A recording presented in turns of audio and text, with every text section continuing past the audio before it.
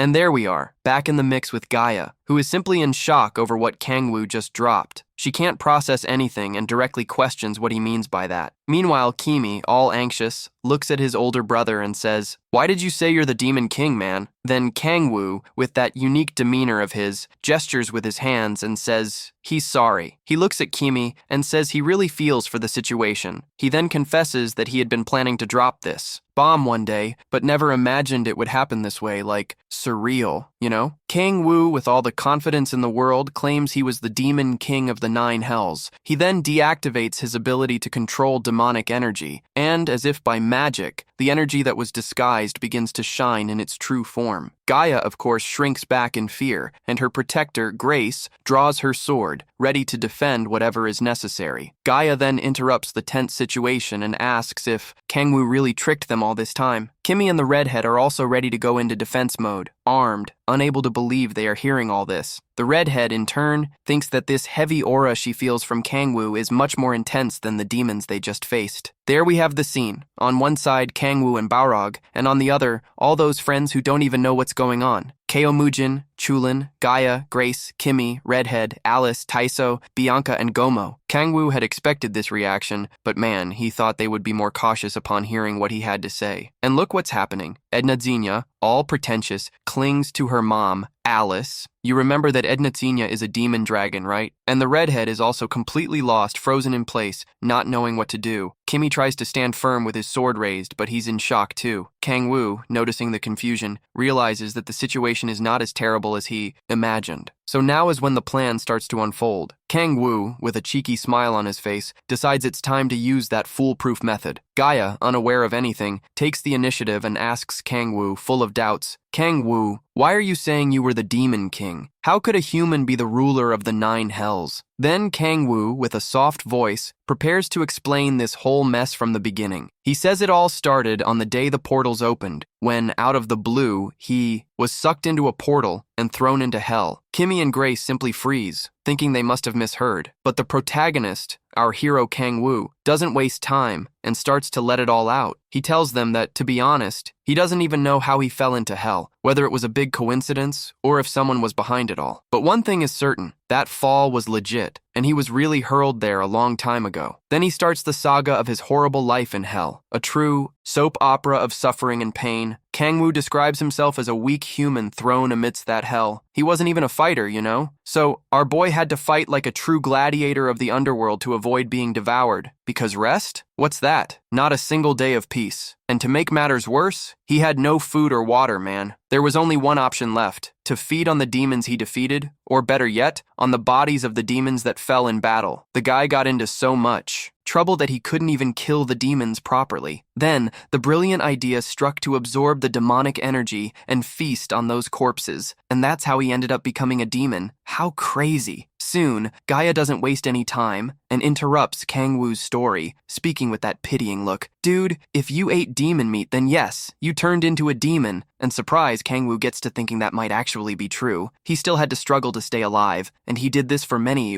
eras. Then the redhead, curious, drops the bomb. "How long, man? What do you mean by that, Kangwoo? Wasn't it 5 years ago that you fell into hell?" Then he replies that here on Earth, yes, 5 years had passed. But down in hell, man, time is different. Stop. It was much more time, much more indeed. You can't compare one cycle to another. Alice then asks the question, "So how long did you spend there, Kangwoo?" Our hero, with all the calm in the world, answers that it was 10,000 years, not counting the story. Kimi and the redhead freak out with this revelation, shouting, "What? 10,000 years in hell? How come, Kangwoo?" And the tough guy Kangwoo gives a reaffirmation worthy of a movie. "That's right, guys! 10,000 years! But it wasn't 10,000 years of vacation, no. It was 10,000 years of struggle and trouble, 24 hours a day in hell." And the quartet, along with the people nearby, is shocked by the story they heard. The big guy Balrog, the demon of the crowd, goes on to confirm, everything he says is true. Balrog tells us that the Demon King spent the last 10,000 years in hell, man. And not only that, he had a remarkable achievement. He went from the first hell to the 9th, and stayed there, being the absolute boss during all that time. Then suddenly Kangwoo looks back and tells Balrog to shut up, forbidden from speaking, you know? So, Balrog, posing all submissive, buries his face in the ground and replies, "Yes, sir, as you command." But what no one notices is that inside, Kangwoo is in total happiness mode. Because look, Balrog really spoke at the right moment, and he, who usually doesn't do anything right, finally was useful. In this mood, Taiso, Alice, and Edna Xenia are stunned, like completely speechless. And Kangwoo, for his part, is having a blast with their reactions. That's because he needs someone to prove that he spent 10,000 years in hell, and guess what? Balrog just testified in his favor. Then the redhead, with those endless questions, stammers, "Seriously? You really spent 10,000 years in hell and became the ruler there?" Without hesitating, the dude answers yes, but the redhead doesn't stop and insists, "Kangwoo, but why? What do you mean? You were once king in hell? You're not anymore? Is that it?" And at that moment, Kangwoo, all subtle, gives that little smile because the whole thing is starting to take shape. He says, "Yes, after I fell into hell, it's been 5 years for you, but for me, it's been 10,000 years. I lived alone as the demon king who commanded all the demons. He is already feeling that he has fulfilled his part, and now it's time to observe the reaction of his companions' hearts, knowing that the conflict only has one way out." Kangwoo decided it was time to shift the blame to someone else, the classic masterstroke, the trickster in person. So he starts talking about Satan's involvement in this whole story, saying it was his plot. "Satan, one of my subordinates, decided to start a rebellion and gathered several demons against me. It's bizarre." And then, honestly, Kangwoo begins to devise a plan to convince everyone. The plan is to twist the truth, to present the things he did as if they were Satan's ideas. He will always tell the truth, but that 1% of lie that will be placed on Satan makes all the difference. Because, let's face it, a lie well mixed in the truth is 1,000 times more convincing than a complete invention, right? Knowing this, Kangwoo, the king of words and charm, decides to mix the truth with the lie. And who falls for it first? The innocent Gaia. She asks, "What? Kangwoo, what's this story about Satan? He was also in hell?" And then Kangwoo starts to explain that there were many demons in hell. Our hero begins telling about the powerful barons known as the princes of hell or great dukes of hell. He comments, with a look of someone who has seen it all, that he fought against all of them and kept that crowd under control for nothing less than 10,000 years. But then the redhead, with that intrigued face, asks for an explanation. "What do you mean, you kept them submissive?" And Kangwoo, with all his charisma, explains that these high demons, some ambitious crazies, wanted to play the fool and come to Earth. The thing is, one of them, the most hyped of all, was none other than Satan himself. Yes, that one, the demon of prophecy that everyone is talking about. And guess what? Satan takes the blame again. Gaia, already falling for Kangwoo's charm, asks if he became the king of hell to prevent those demons from invading Earth. The protagonist responds that it's not quite that his only concern was fighting to stay alive. Before he knew it, he had become the king of hell without even realizing it. He did all this thinking of survival. But after he gained more strength, he did everything possible to keep the demons away from Earth. Because, you know, the guy is from there and didn't want those hateful and malicious beings coming to ruin the party. And even after 10,000 years, the memories of Earth still hammered in Kangwoo's head. Thus, Kangwoo's thoughts come and go until he finds himself thinking about kimchi stew, which, for those unfamiliar, is a mouth-watering dish with seafood. Just thinking about it made him hungry. He wiped the drool from his mouth and everything. Then, Gaia, curiously, asks if Satan's visit to Earth had anything to do with his arrival here. Look at that. Kangwoo says yes. That's exactly why he came here. At this point, he clenches his fists as if he's ready to give the performance of a lifetime. And my friend, he's thinking about winning the Golden Oscar for Performing Arts. Then, he changes his expression and, all theatrical, confesses that he was defeated by Satan.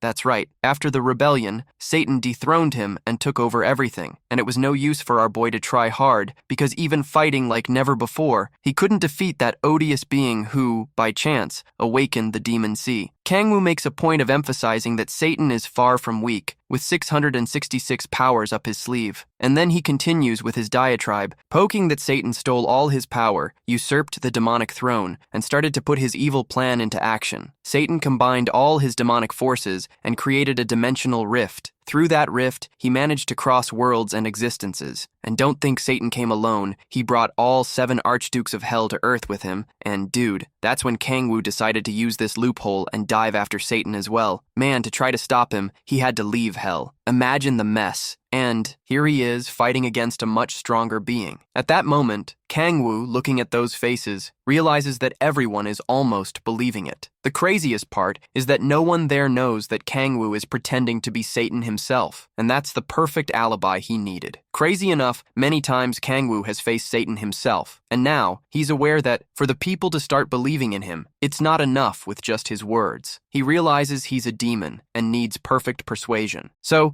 Kangwoo looks at his pet and already knows the next step to convince everyone there. The protagonist faces Kimmy and sees that the creature will be useful in this situation. Like, he formulates the right strategy. Thus, the authority he had placed in Kimmy is activated all at once. And honestly, the subjugation makes Kimmy go out of control in a way that he becomes an obedient machine. Kimmy, our Earth hero, now follows Kangwoo's orders without hesitation. And in this atmosphere, Kangwoo commands away. Then, a twist starts to unfold. Kimmy exclaims, "Dude, I believe in your words, older brother." The crowd, like Grace and Gaia, is totally shocked because Kimmy, the Guardian, changed sides to Demon Kangwoo. And Kimmy begins to explain, "Miss Gaia, have you thought about everything Kangwoo has done for us so far? He really fought by our side against the forces. Demonic, and moreover, most of our victories were thanks to him." At that moment, Alice grabs her baton and puts it in her inventory. The object disappears immediately. And guess what? She also says she trusts Kangwoo. The redhead goes wild and asks, "Huh? Alice, what do you mean?" Then Alice explains that at first, when she met Kangwoo, he was so excited seeing a kimchi stew that, honestly, she and her mom thought he was a weird, crazy guy. That guy diving into the dish with such hunger didn't seem normal at all. And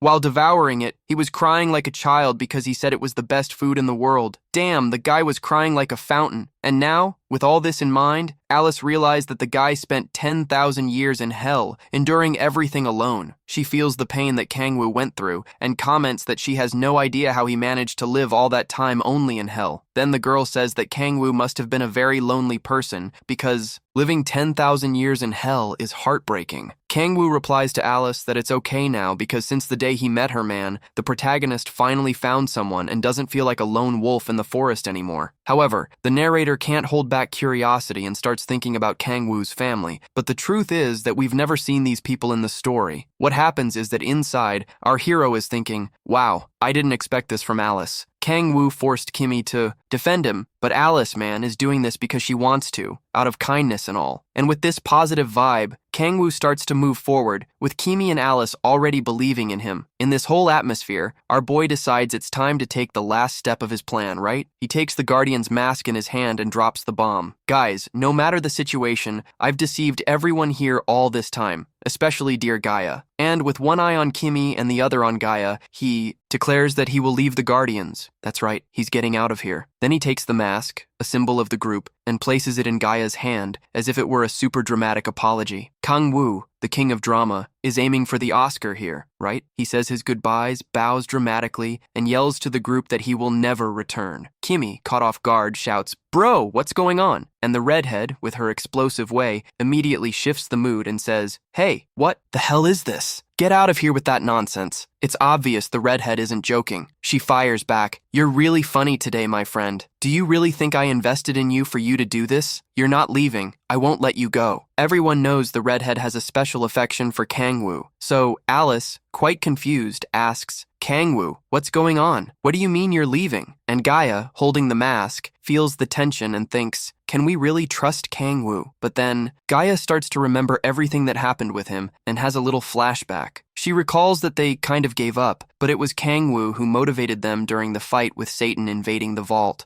Don't forget that after the death of Alex Osborne at Satan's hands, Kangwoo was filled with rage, and that was a huge push for the group, right? And Gaia knows that after all the chaos with Satan and the theft of the Fisher Seeds, it was Kangwoo who had the courage to awaken the spirits of the Guardians to continue the fight. And we can't forget the advice he gave. It was really sincere. It meant a lot. When Reynaldo was in deep trouble, it was Kangwoo who noticed first. And he was really sad about his death. So much so that even Tyrion gave his power to him. Gaia is right when she thinks that Tyrion, the god of heroes, wouldn't give this support to just any weirdo. So she takes...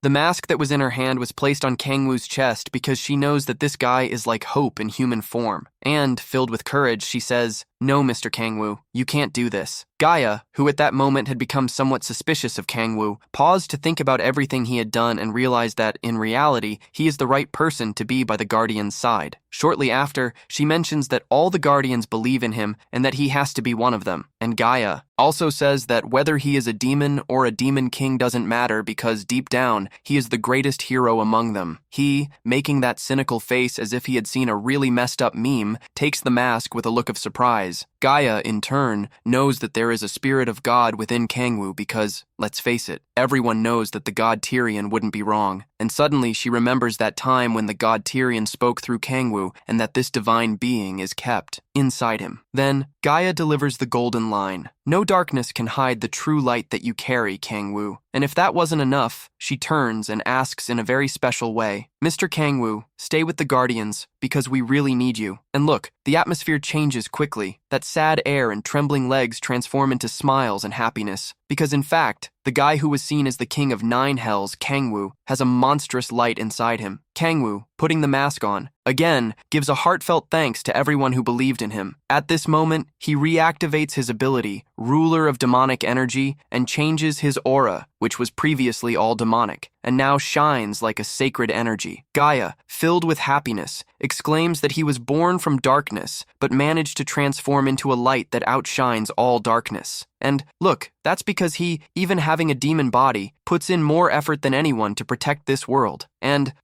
we know this is real because Kangwoo doesn't want hell to settle on Earth. His mission is to save the planet because, after all, there's that big plate of food he enjoys. And thus, Kangwoo appears and says with all conviction that he will save this world alongside all the Guardians, no matter what happens, because Kangwoo considers himself the hero of Earth. We change days, and Balrog, all downcast, starts apologizing to Kangwoo, saying that he didn't expect to see His Majesty defending weak humans and thinking himself the hero of light. But then, Balrog tells the truth, calling Kangwoo clever and revealing that he is deceiving the humans, ready to stab them in the back. Kangwoo insists, saying that Balrog needs to stop with the nonsense and that he will explain properly what is going on. Kangwoo is also categorical in asserting that it's nothing like the crap Balrog is thinking and that he won't betray anyone, bro. And there goes our hero explaining about the demonic eagles that follow, Lucifer, and all this demonic affair. Meanwhile, several days had passed since that crazy mission in South America. Kangwoo comments that after they saw Balrog leave defeated, the cultists fled at the speed of light, and all the monsters they controlled,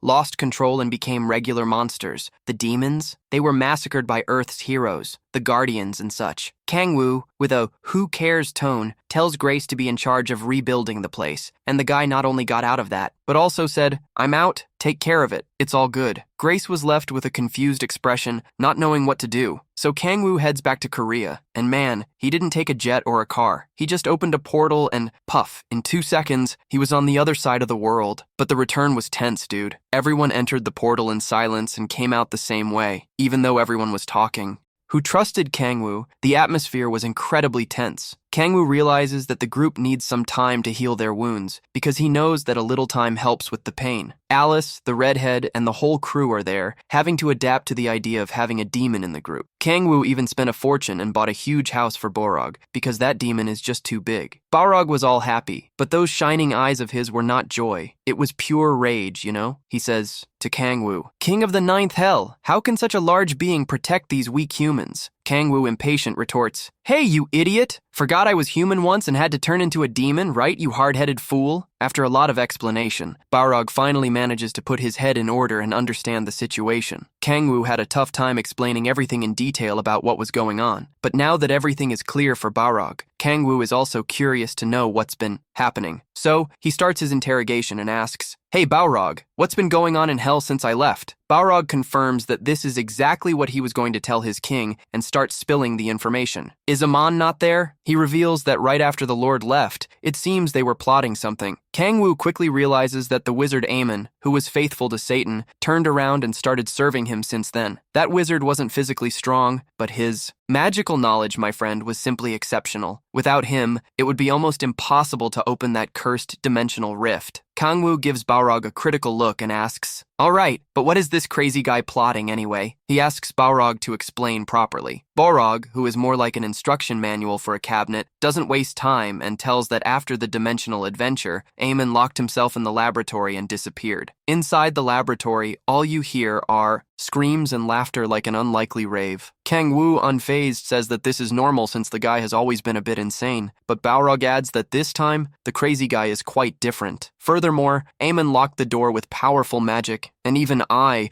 who am the strongest beast around, couldn't get past that barrier. And I tried everything, but it was all useless. Aemon just laughed in my face. Balrog starts to wonder if Aemon had turned traitor. He turns to Kangwoo and says, "My master, I have a nagging suspicion. The ancient beasts are stirring, and all of this started after Aemon decided to isolate himself." Kangwoo recalls that these ancient beasts are so mythical that even the princes of hell tremble at the sight. Balrog mentions that even Behemoth, one of the most legendary, has begun to stir. Kangwoo's eyes widen and he asks, "What? Behemoth is moving? No way." The scene cuts, and we see Behemoth, a mythological beast that is frightening just to look at. And obviously, it is considered the most powerful among all ancient monsters. And Leviathan, one of the 7 archdukes of demons, is the son of this beast. In other words, the power of this being is literally colossal. Kangwoo begins to remember that during the 10,000 years he spent in hell, Behemoth never moved. He then asks, "And what about the other monsters? What will happen to them?" Balrog reveals that the Guard of Evil and Araquiel tried to take a peek at Behemoth, but,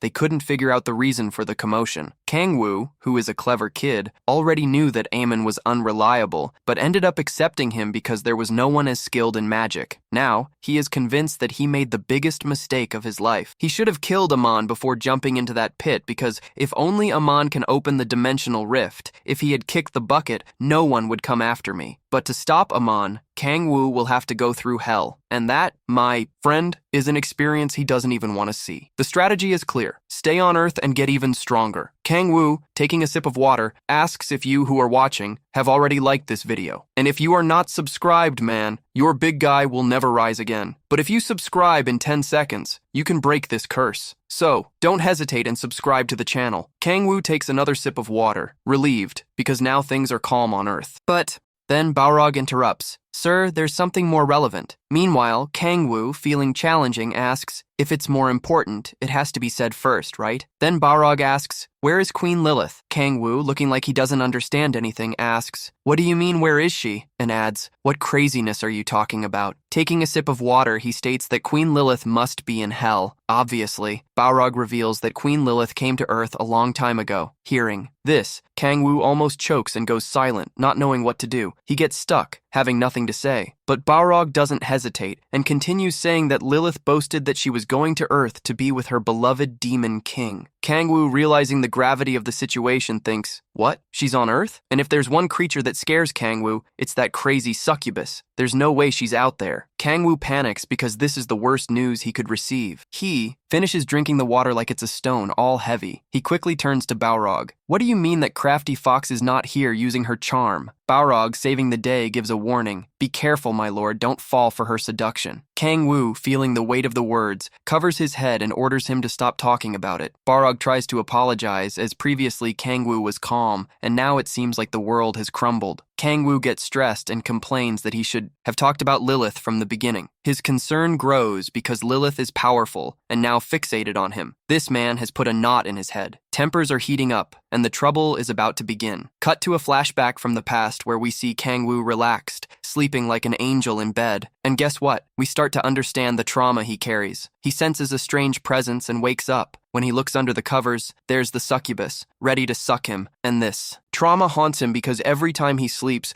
Lilith appears to drain him. She would come with her tentacles, making it clear that it was serious.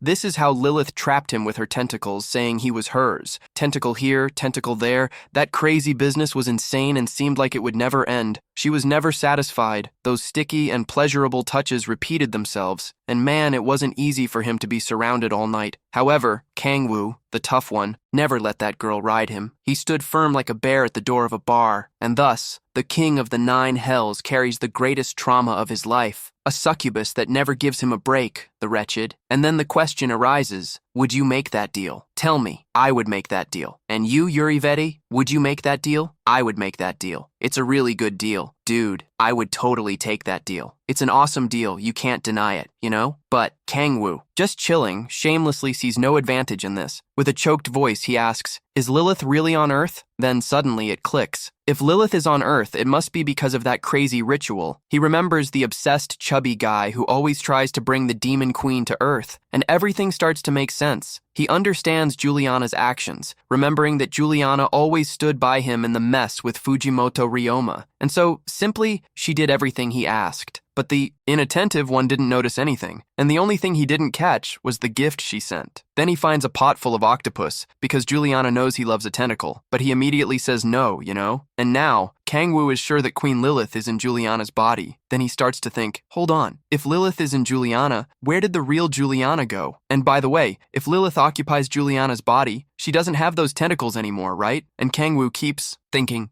all excited. After all, the fiery Lilith will be without her infernal tentacles. This is what I'm talking about, baby. So Kangwoo feels like the luckiest man in the world, remembering how every night Lilith would throw herself onto his bed, full of charm. And of course, Kangwoo realizes that Queen Lilith is quite a helper, a demoness who makes an impact. Then, he grabs his phone and looks at his friends who number more than he can count on his fingers. But look, Juliana is on the list. Kurosaki Yuri. All right then, let's have a chat with her, shall we? He turns on his phone, all pumped up, because if Lilith is on Earth in her body, it's going to be an epic situation. He's no longer in despair, he's in full swing, and so the phone starts to ring. Wow, it rings again and again. Balrog, all lost, wonders what the master is up to with this call. Then, after 10 minutes of trying, Kangwoo begins to wonder why Lilith isn't answering. Then he says, Balrog, I'm going for a ride, No? I need to get to a place quick, dude, peace. He tells Balrog to stay put, don't go anywhere, you know? Balrog, still stalling, says that if he needs, he'll go along. But Kangwoo gets straight to the point, saying no, because with him like that, it's gonna be trouble. The truth is, he would just mess up the mission. So, our hero asks Balrog to stay put. Then, Kangwoo tosses Balrog a phone that was just lying around like, hey, if you need me, I'll call you, alright? Just stick this in your ear, and when it rings, it's me. Cool, and you don't even have to clean it because headphones are for sharing, right? Or maybe not? Right after that, Kangwoo summons his wings because he has to find Miss Juliana, who should be in Tokyo. He realizes he needs to talk to Lilith soon to sort this mess out. So, he takes off quickly to Japan. It feels like he's in an anime. In seconds, the dude has already arrived in Tokyo, smooth as can be. Without thinking twice, he makes an epic landing at the Japanese palace. But, my friends, you already know that things aren't quite that simple. Upon arriving uninvited, the security immediately goes on high alert and asks who he is. Kangwoo, quite calmly, says it's him, the hero who beat up the demon cult that wanted Juliana. Some guards are confused and ask, Kangwoo? That one? Yes, the Kangwoo. Look at the fame. But then, out of nowhere, someone shouts, hey, let the guy through! Kangwoo realizes it was one of the ones who came in with Chulin, who came along with Shomujin. This guy says there's no need to be formal, just relax. He introduces himself as Itoshijin, also a guardian, and he's heard many stories about Kangwoo, but it's their first time meeting. What a trip. Then he comments, look, 2 guardians in the same area, that's awesome. But Kangwoo, being blunt, gets right to the point and asks, so I need to talk to Juliana. Is she in the palace now? And I didn't mention that the girl just disappeared, did I? Then the guy says that they've already searched the whole country for her and found nothing. But like, if she left this letter for me, why didn't you tell me before? The guy replies that it was Miss Juliana's orders, man. She said that if they opened the letter or warned him, the thing would disappear. And since they didn't want to take the risk, they kept to the plan and didn't bail. Then Kangwoo pulls out a letter, all flowery and scented from the envelope. He starts reading the letter, wondering what trouble she's up to now. Why on earth did she send this letter to disappear, dude? And it says, to my beloved demon king, you must have understood who I am, right? And that's why you're reading this letter. Otherwise, you wouldn't even have come here. Then Kangwoo realizes that Lilith is the top demon he has ever encountered in hell. The dude is astonished because the girl is more adaptable than an Instagram filter. She's even writing in Korean, man. Lilith then explains that she borrowed a human body and apologizes for hiding her identity. And Kangwoo is there,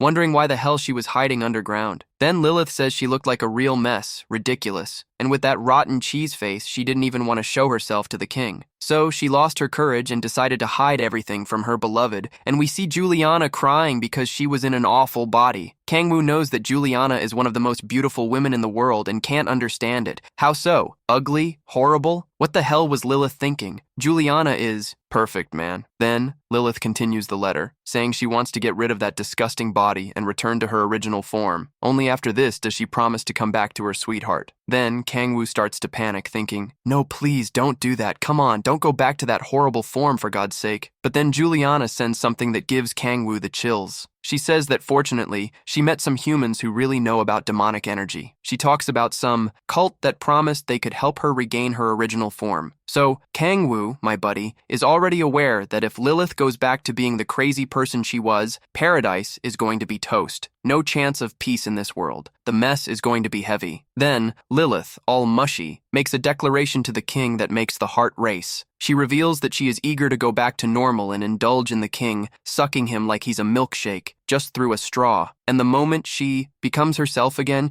she already plans to give a little kiss to her king. Just thinking about it must have him in shock. But our hero, Kangwoo, poor thing, starts to shake with fear, asking, why would this crazy girl do something like that? At the end of the letter, Lilith drops the bomb. My king, the devil's cultists said they are looking for someone named Satan, who is their king. So what does she decide to do? Join the demonic cult and spread the word of truth, claiming that you, my king, are the true one. So, take it easy, all right? She promises that she will regain her true form and come back to the king, all in love. Oh, my beloved demon king, just hold on a little while longer, okay? Just hang tight because I'm going to suck you all up. It's going to be beautiful. And the letter ends with a kiss from your beloved Lilith. Then, all nervous, Lilith gives the letter a little kiss and sends the message that soon he will be inside that mouth. What? But poor Kangwoo goes into despair and tears the letter apart, screaming, what madness is this? No, my world is over. The little fringe, all scared, can't hold it in and asks, Mr. Kangwoo, what's going on? Why did you tear the letter? Kangwoo, in a rage and on the brink of panic, shouts, why? Why does this only happen to me? He grabs the fringe by the collar, pulls him close, and yells through tears, what the hell is happening to me? Why is this happening to me? Explain it to me, come on, tell me. But the fringe, lost, can't even open his mouth. Meanwhile, Kangwoo is just lamenting his bad luck. A real horror circus. He screams for everyone to hear, wondering what he did wrong to have such bad luck. Poor guy, right? The fringe, trying to stay calm, says, Mr. Kangwoo, please, calm down. But this makes Kangwoo scream even louder, letting out a curse. Why me? Why does this only happen to me? He thought everything was fine and bam, this bomb comes out. What did I do wrong? What hell did I do wrong? Kangwoo lets go of the fringe. Then, the fringe, all curious, asks, so, man, what's going on? But Kangwoo just gives a nod and heads to another idea, not even finishing the conversation. The fringe, full of questions, insists on knowing what's written in the letter. However, Kangwoo isn't even bothering with it. He just wants to see the CCTV recordings. Confused, the fringe asks, huh? What? Kangwoo, being polite, replies that he wants to see all the recordings from the day Miss Juliana was there. Disappeared. But Franginia responds that they have already scrutinized everything and found nothing. However, Kangwoo was not satisfied. With a firm gaze, Kangwoo demands, show me. Franginia, completely intimidated by that look, takes a while to react. Then, Kangwoo unleashes his power on him, and with the pressure he creates, Franginia simply crumbles to his knees. Impressed, Franginia feels for the first time the real pressure of Kangwoo's power. And you already know, right? The creature couldn't stop shaking, thinking he was going to hell. Almost unable to breathe, Franginia lifts his head to face the tough one, and there was Kangwoo, with an aura that made Franginia think he could be a monster. Apparently he realizes that this is the power of a hero, with the god Tyrion inside him. Little does he know that all this strength comes solely from Kangwoo, without any help from a weak god like Tyrion. Franginia remembers that Miss Gaia had already told him that Kangwoo is much more monstrous than he imagines. Unfortunately, without knowing what to do, he says he will lead the way. So, they head to the media room of the palace, and it wasn't just any room. It was a complete monitoring system, with a team working day and night. On the main screen, Franginia presents the latest image of Miss Juliana. In this video, she appears putting on a hood, completely disguised, to sneak away. And this scene is from a month ago, man. Kangwoo swallows hard, already tense, but at least Lilith is still maintaining her human form, you know? Then, he sees Miss Juliana escaping from the back of the palace. However, Kangwoo, realizing that she is still in her original form, knows that hope is not lost. Another camera captures the moment when Miss Juliana literally jumps from the wall. Kangwoo realizes he needs to find her, even if it means risking his life. And then he stops Frangina. Frangina, hold everything. Look at this scene here. And he asks him to confirm who the man she is talking to is. Frangina, showing the image, says that nobody knows who the mysterious guy is, but the guy's face is covered, so things already get strange. Kangwoo quickly realizes that there's something rotten in the air. Then, Frangina warns, in the other videos, before she leaves, this always happens. Frangina tells Kangwoo to keep watching, and from there, a dark spot begins to appear between the two. As the spot dissipates, Miss Juliana and the mysterious man start to evaporate right in front of the cameras. Frangina then looks at Kangwoo and confides that, after this, no trace of her has appeared. Both have disappeared from the map, as if the earth has swallowed them. Frangina comments that the man must have some distortion or teleportation power, but Kangwoo doubts that and knows it's not the guy's ability. The ability undoubtedly belongs to Lilith, Illusion Man. That disappearing act wasn't teleportation, but rather her magic, hiding her true form. And if she's using this power in front of everyone, Kangwoo concludes that Lilith isn't trying to go invisible. He is increasingly determined to find her quickly, not only to prevent her from reverting to her original form, which is a concern, but also for another reason, the main one, which is that Lilith's letter said that she will infiltrate the demonic order and spread that Kangwoo is the true demon king, not Satan. That is the biggest pickle Kangwoo is facing, since he has done everything with great care. He cannot afford to slip and remain on the radar of those powerful beings that are roaming around. Kangwoo doesn't know who is behind the demonic order, but he knows they have been firmly on Earth for over 1,000 years. These guys who have been accumulating power for millennia are not going to hand over the order that easily, even if it's Lilith herself speaking. But if there's one thing that Lilith knows, it's abilities. Through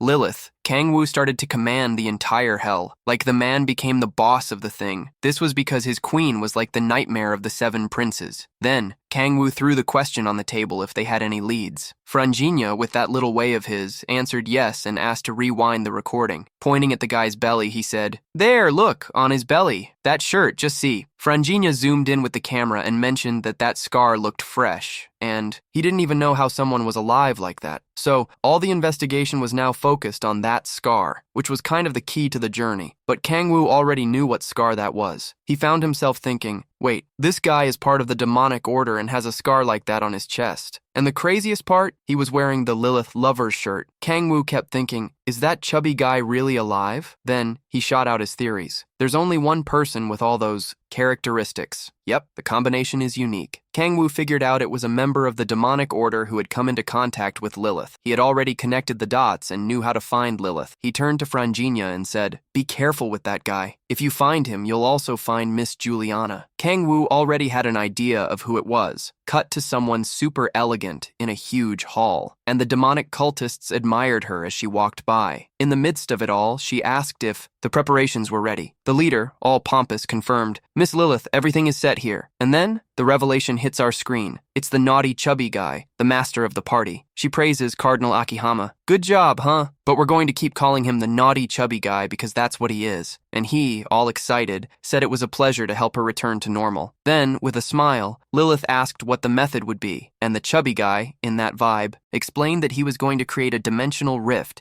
that would connect directly to the 9th hell. He mentioned that he would draw all the demonic energy from there and transport everything at once to her body. And that way, a new body would be created with what they recorded in her soul. And they could only do this because the Gaia system is weakened and their knowledge has been passed down through generations. Then, the best part came. He talked about the predecessors, and Lilith, with that penetrating gaze, shot if one of them was Satan. But the chubby guy, all tangled up, apologized he didn't know. He explained that the information about the predecessors was well-guarded secrets, but he assured that when she regained her form, she could meet those predecessors. And with a sigh of joy, she said she finally wanted to know who they were. Soon, she pulled the chubby guy and said, "So, let's go to the ritual." And the naughty chubby guy pointed to an altar behind him. Fascinated, he wondered if the Demon King truly existed because the 7 princes kept everything in line. She, sitting on the altar and letting out those laughs, replied that soon he would find out. It was like the expectation was the best part, and the scene shifts to Juliana sitting, telling them to start, and the chubby guy, all excited, thought he would finally see Lilith as she really is. And in the whole dominating moment, she put her foot on his face and said, "So, let's begin." And, with that cheeky look, she said a delicious reward would be waiting for him if he fulfilled the deal. The chubby guy, all lost in love, thought that finally his dream was mere millimeters away. He looked at that beauty, Miss Juliana, and knew that if she was beautiful, imagine in her original form. So, the crazy guy is on a trip with a curvy and irresistible succubus queen. Excited, he let out a scream. "Hey everyone, let's get started. Their dreams will come true today. No one else matters." All excited, the naughty chubby guy said that today is the day when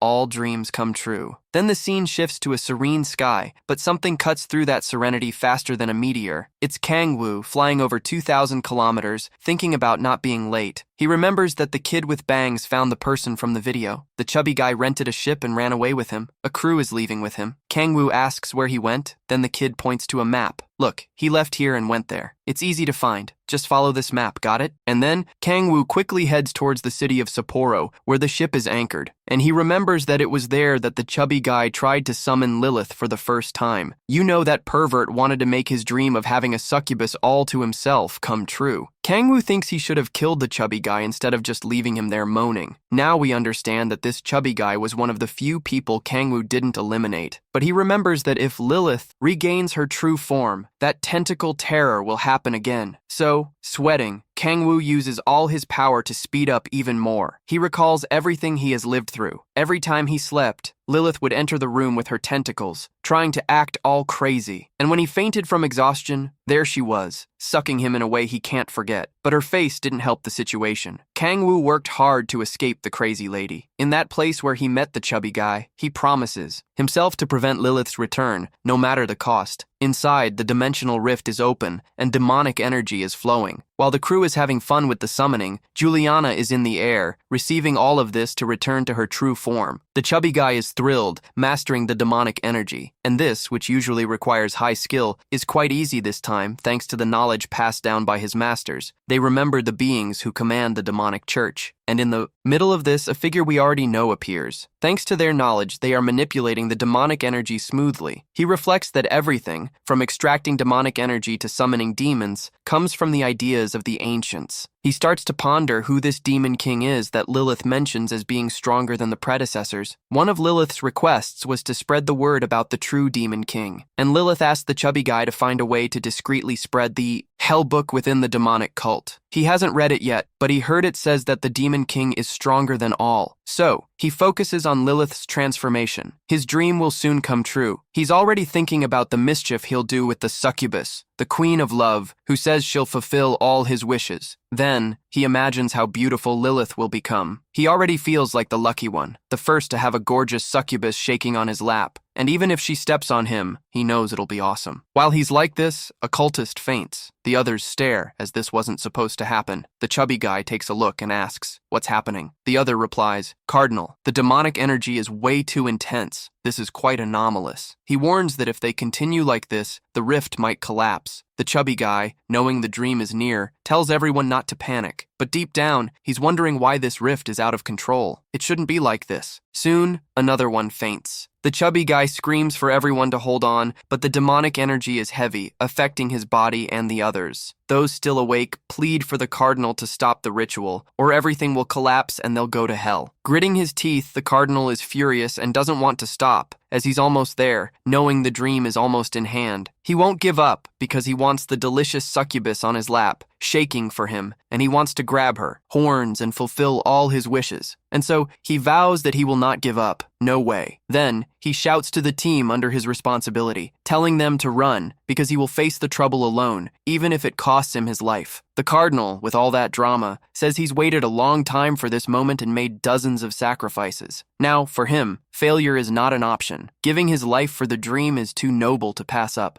Regret. And when he says that, the crowd gets excited because the cardinal is giving it his all. However, after a while, many begin to fall off and disconnect from life, but the strong ones in the group continue with the ritual. The second to last one, standing, exhausted, passes the ball to the cardinal, telling him that he trusts him with everyone's dreams and wants him to stay strong. And it's just the cardinal standing there, while the others have died due to the dense demonic energy. Miss I. Juliana's cocoon is surrounded by a thick demonic energy. Then, the chubby guy, sad about his lost friends, tells them not to worry, the dreams will unfold. Suddenly, something flies quickly through a hole in the ceiling. It's Kangwoo, the tough one. He starts shouting, "You bastard! Stop this ritual now!" The chubby guy is shocked. Kangwoo gets excited because there might still be a chance. He fixes his gaze ahead, ready for anything, and sees a sphere filled with pure demonic energy. Then he wonders, what the hell is this? The chubby guy recognizes him and shouts, "You bastard, is that really you?" The demonic energy covering the sphere starts to fade. The ritual is ending. Kangwoo feels his soul being sucked. The summoning is almost 100% complete. Before it reaches 100%, he will do anything to prevent Lilith's true body from appearing. Dense, demonic energy begins to emanate from him. The atmosphere becomes heavy. Kangwoo invokes the authority of predation and begins to devour the demonic energy around him. He tries to block the rift in every possible way, but the cardinal, very arrogant, asks if Kangwoo wants to interfere in his plans again. But Kangwoo tells the cardinal to help stop this rift. The cardinal responds, "No, I'm out of this. I'm going to finish the ritual." Kangwoo screams that the cardinal is crazy, that everything will be lost if he continues. But the chubby guy pretends not to hear and says, "I don't care. For her, I'll do anything, even give my life." Kangwoo, now in despair, exclaims, "Bastard, if you die, there won't even be a succubus for you, you know?" But the chubby guy, full of bravado, replies, "So, you call me a crazy chubby guy, huh? I'm a certified bulk buyer, and I want that succubus bouncing on my lap. I want to see her moaning, calling my name like a man, and my dream is to have a surreal experience with Miss Lilith." But Kangwoo, in despair, says that's not what he's looking for. However, the chubby guy raises his hands, determined not to give up on his dreams. He gives his entire life to open this rift, and even if it's just an illusion, he goes for it. He will chase his dreams and will never abandon his faith. He risks his whole life doing this ritual. Then, Cardinal Akira shatters the dimensional rift. Kangwoo thinks the chubby guy has lost his mind because the guy, instead of controlling the situation, made everything chaotic. And then, the brave Kangwoo, seeing the mess, charges forward, shouting to stop. But the chubby guy, with his eyes filled with fervor, screams that his conviction transcends dimensions. Tentacles begin to emerge from the cocoon. The ritual is almost complete. Kangwoo is in shock, knowing that the real Lilith is arriving with full force. Then, under pressure, Kangwoo activates the ultra authority of predation, and he combines this with the authority of the iron wall, trying to control the rift with all his strength. Then, he concentrates all his power on the rift. Kangwoo does not hate Lilith. He remembers that she always had love for him, even when he ignored her. He knows she has always been loyal. He just didn't like her appearance. There's no way he wants to see her like that again. And then, the tough one goes all in and activates the celestial authority. Kangwoo, using 3 authorities simultaneously, begins to close the dimensional rift because Lilith's true body cannot pass through at all. He even starts thinking that the love Lilith feels for him is so great that maybe, just maybe, he could share a bed with her, with the lights out. But every time he looks at her, nothing's happening. After all, with that body of tentacles, you can understand why, right? Well, it's kind of hateful. With that authority, the guy is closing the rift without mercy. Even though he's already a demon, his human instincts remain. And to him, Lilith isn't attractive at all. So he takes a look at that sea of tentacles that makes him not want to get close to Lilith because he knows some tentacle wants to get involved in something. Just imagining it. The guy who has suffered from these tentacles for millennia won't let this thing continue, even if it cost him his life in this endeavor. Then, he starts to absorb all the demonic energy he can find, and there's so much energy that his body starts trembling as if he's been electrocuted. His eyes change to a bizarre shape while this happens. The system quickly warns, "Whoa, this demonic energy you're sucking is of terrible quality," and orders, "Stop." He needs much more refined demonic energy. But the guy doesn't care. He wants to suck all the demonic energy around, whether it's pure or not, because what matters is to close the rift, even if it explodes. The system warns that it's going to start purifying the low-quality energy. There, the cardinal notices that the demonic energy has simply disappeared. He wonders, "Whoa, what just happened?" The guy is closing a dimensional rift with brute force. Even the great archdemons that lived in the 9th hell would not be able to do this. But how is this guy managing it? Is he really human? Meanwhile, in heaven, the rift is almost completely closed. Kangwoo, after much effort and having sucked in demonic energy that his body can't even handle, finally manages to close that rift. All sore and staggering from so much low-quality demonic energy, he is feeling sick. But the cardinal says, "Look, you even closed the rift, but it's too late." The guy then looks back and sees that the cocoon is opening. Lilith has finally appeared. The chubby little guy, with a happy face, says that the ritual worked. He looks at the sphere and commands, "Hey, Lilith, show yourself to me in your true form," and he's simply left speechless. Huh? What is that? Lilith, finally on Earth, thanks the human. Thanks, useless human, for thanks to you, I attained my original form. And the chubby little guy simply collapses on the ground, dazed by that sight.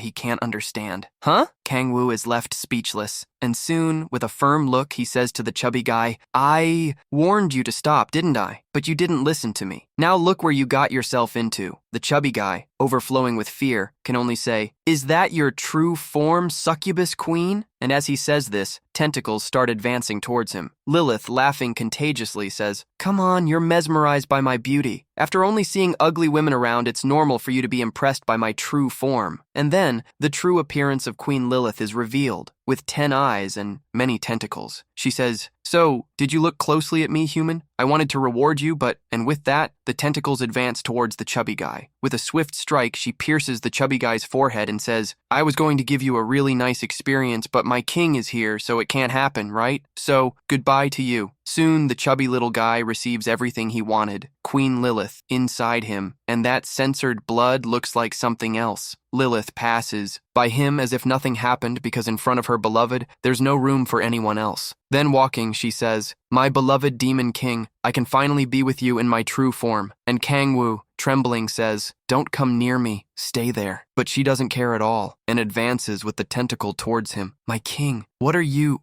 talking? Come here, come." And he, disoriented, can only say, "Hi, how are you? It's been a while since we've seen each other." But inside, he can only think, "Don't come near me." Lilith, full of fire, licks her lips and says that now he is only hers, that she's going to indulge in him again and suck him completely dry. Lilith, approaching Kangwoo, apologizes for not arriving sooner and repeats it. She says she knows he has missed her curves, and the tough guy only thinks, "I've never missed them." Suddenly, she jumps onto Kangwoo, inviting him to touch wherever he wants. The demon queen, all stylish, says she left her hideous appearance behind and is now ready to please the king. Kangwoo could only think about how he wanted her to return to human form. He, awkwardly, asks if there's any way she could revert to human form. Lilith says she was so ugly that she was ashamed to be in front of him. She even mentions that her human form was so horrendous that her king couldn't see her like that. But to adapt to this world, Lilith assures that she could return to being human. This makes Kangwoo happy. Lilith also comments that being a beauty is complicated because humans would freak out, and that would be a hassle, and he's there, racking his brain to find a way to make her become human again. So, he tries to poke her. "That's right, Lilith. You're right. Humans couldn't handle your beauty. And I don't want those annoying flies buzzing around you, you know?" Lilith laughs and teases, "Are you jealous, my king? I'm only yours, just yours." Then, the guy grabs her waist and leans in, all charming. She lets out a surprised scream. With that passionate look, Kangwoo says, "Lilith, you beautiful thing. I don't want anyone else to see your true form. That form is only mine." She blushes deeply, all embarrassed, as he holds her close. And he, cheeky, insists that her human form should be eternal. She can't believe it. What? Stay with that ugly face forever? But he says, that looks are the least important thing. And she, all in love, gives him that look. Kangwoo declares that what really matters is you by my side. Your appearance means nothing. You are all mine, always. And she, all melted, responds, "My king, you know how to make me feel this way, right?" Lilith fully understands his intention and says, "If my king wants me to stay in that ugly form, then I will live with this strange human form." Kangwoo is internally thrilled because he finally got rid of the tentacles. But of course, Lilith wants something more. Then, some tentacles start wrapping around Kangwoo. Meanwhile, she's there, saying she was anxious, thinking he wouldn't like her true body. Now, with him saying he loves it, she quickly moves on to the next step. Lilith knows that humans find her human form quite beautiful, and wonders if human taste is really different from demons. And this makes her happy because, in the end, the king really prefers her true form.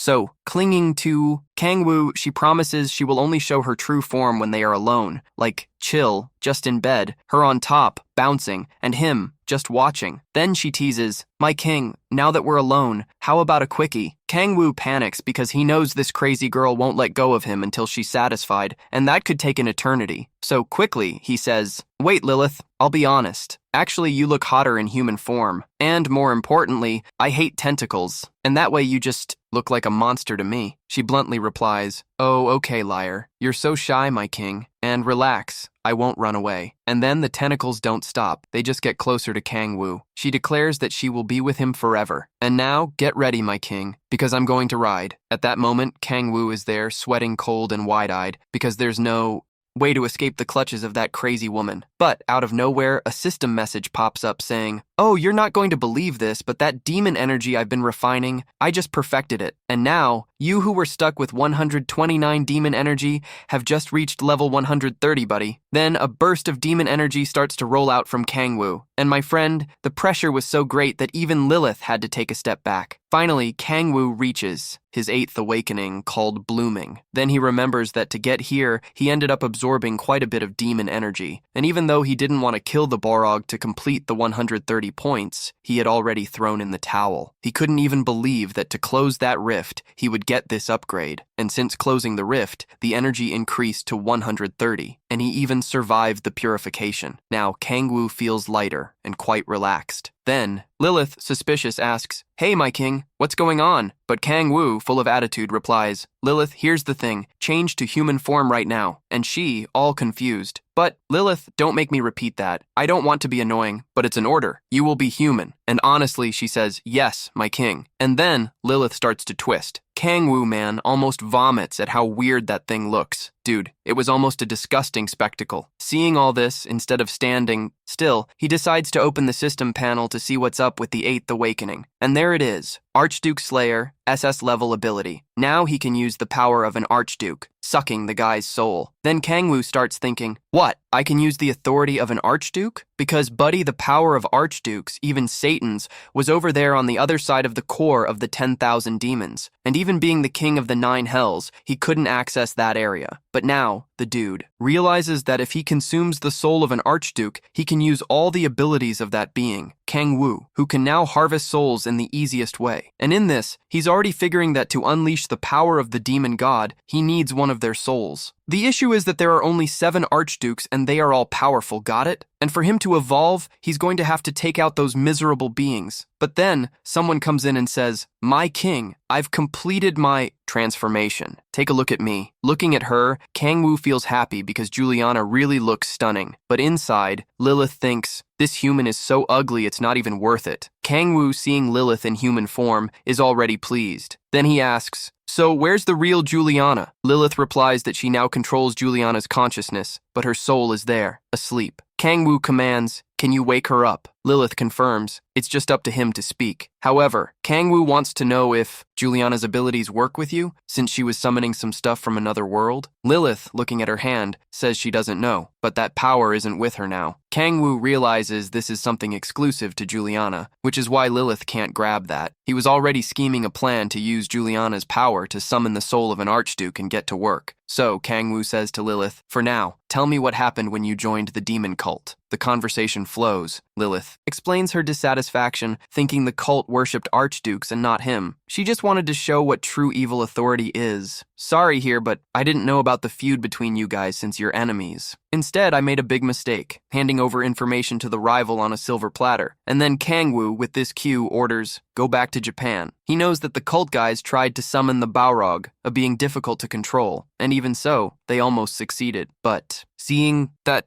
control magic, Kangwoo realizes that the cult knows some things he is not aware of. The craziest part is that they managed to bring the true body of Lilith into Juliana. And so, our beloved protagonist can't shake the image of the chubby bastard who shamelessly used a crazy ritual on a human. Yeah, buddy. He figures that no human could have such absurd knowledge about demonic energy as that chubby guy had. Then Juliana drops on Kangwoo that the demon cult still has no idea who he really is, but they are already starting to spread the Book of Hell, right? So, Kangwoo is curious. What's this book of hell? Never heard of it. Then Lilith explains that this book is like a record of the troubles that happened in the 9th hell. And in the book of hell, it states that the demon archdukes were the bosses running the entire hell. And surprise, they emerged victorious after a fierce battle against the demon king. And Lilith wants to spread the true book. Kangwoo is already thinking that it's not cool to spread this book left and right in the demon cult. Lilith agrees because look, in the cult, the archdukes are treated like gods. And how is she going to claim that these gods are nothing but defeated by the demon king? Then Kangwoo says, all right, I got it. Now this is an opportunity. Lilith, where is this book being spread? She says, it's right here. Cut to a sinister place where the book of hell, with everything Lilith gave you, is starting to be distributed. It's a ghost town, my friend. The desert has taken over everything. But then, the tough Kangwoo arrives and activates the observation thing like he's a detective. And with his sharp gaze, he starts digging into the ground in search of the demon's underground base. Looking at the buildings, he finds nothing, but the mess is down here. In a more remote building, some demon cultists are there, packing the book of hell and haven't even delivered it to the people yet. They're just preparing for the first batch.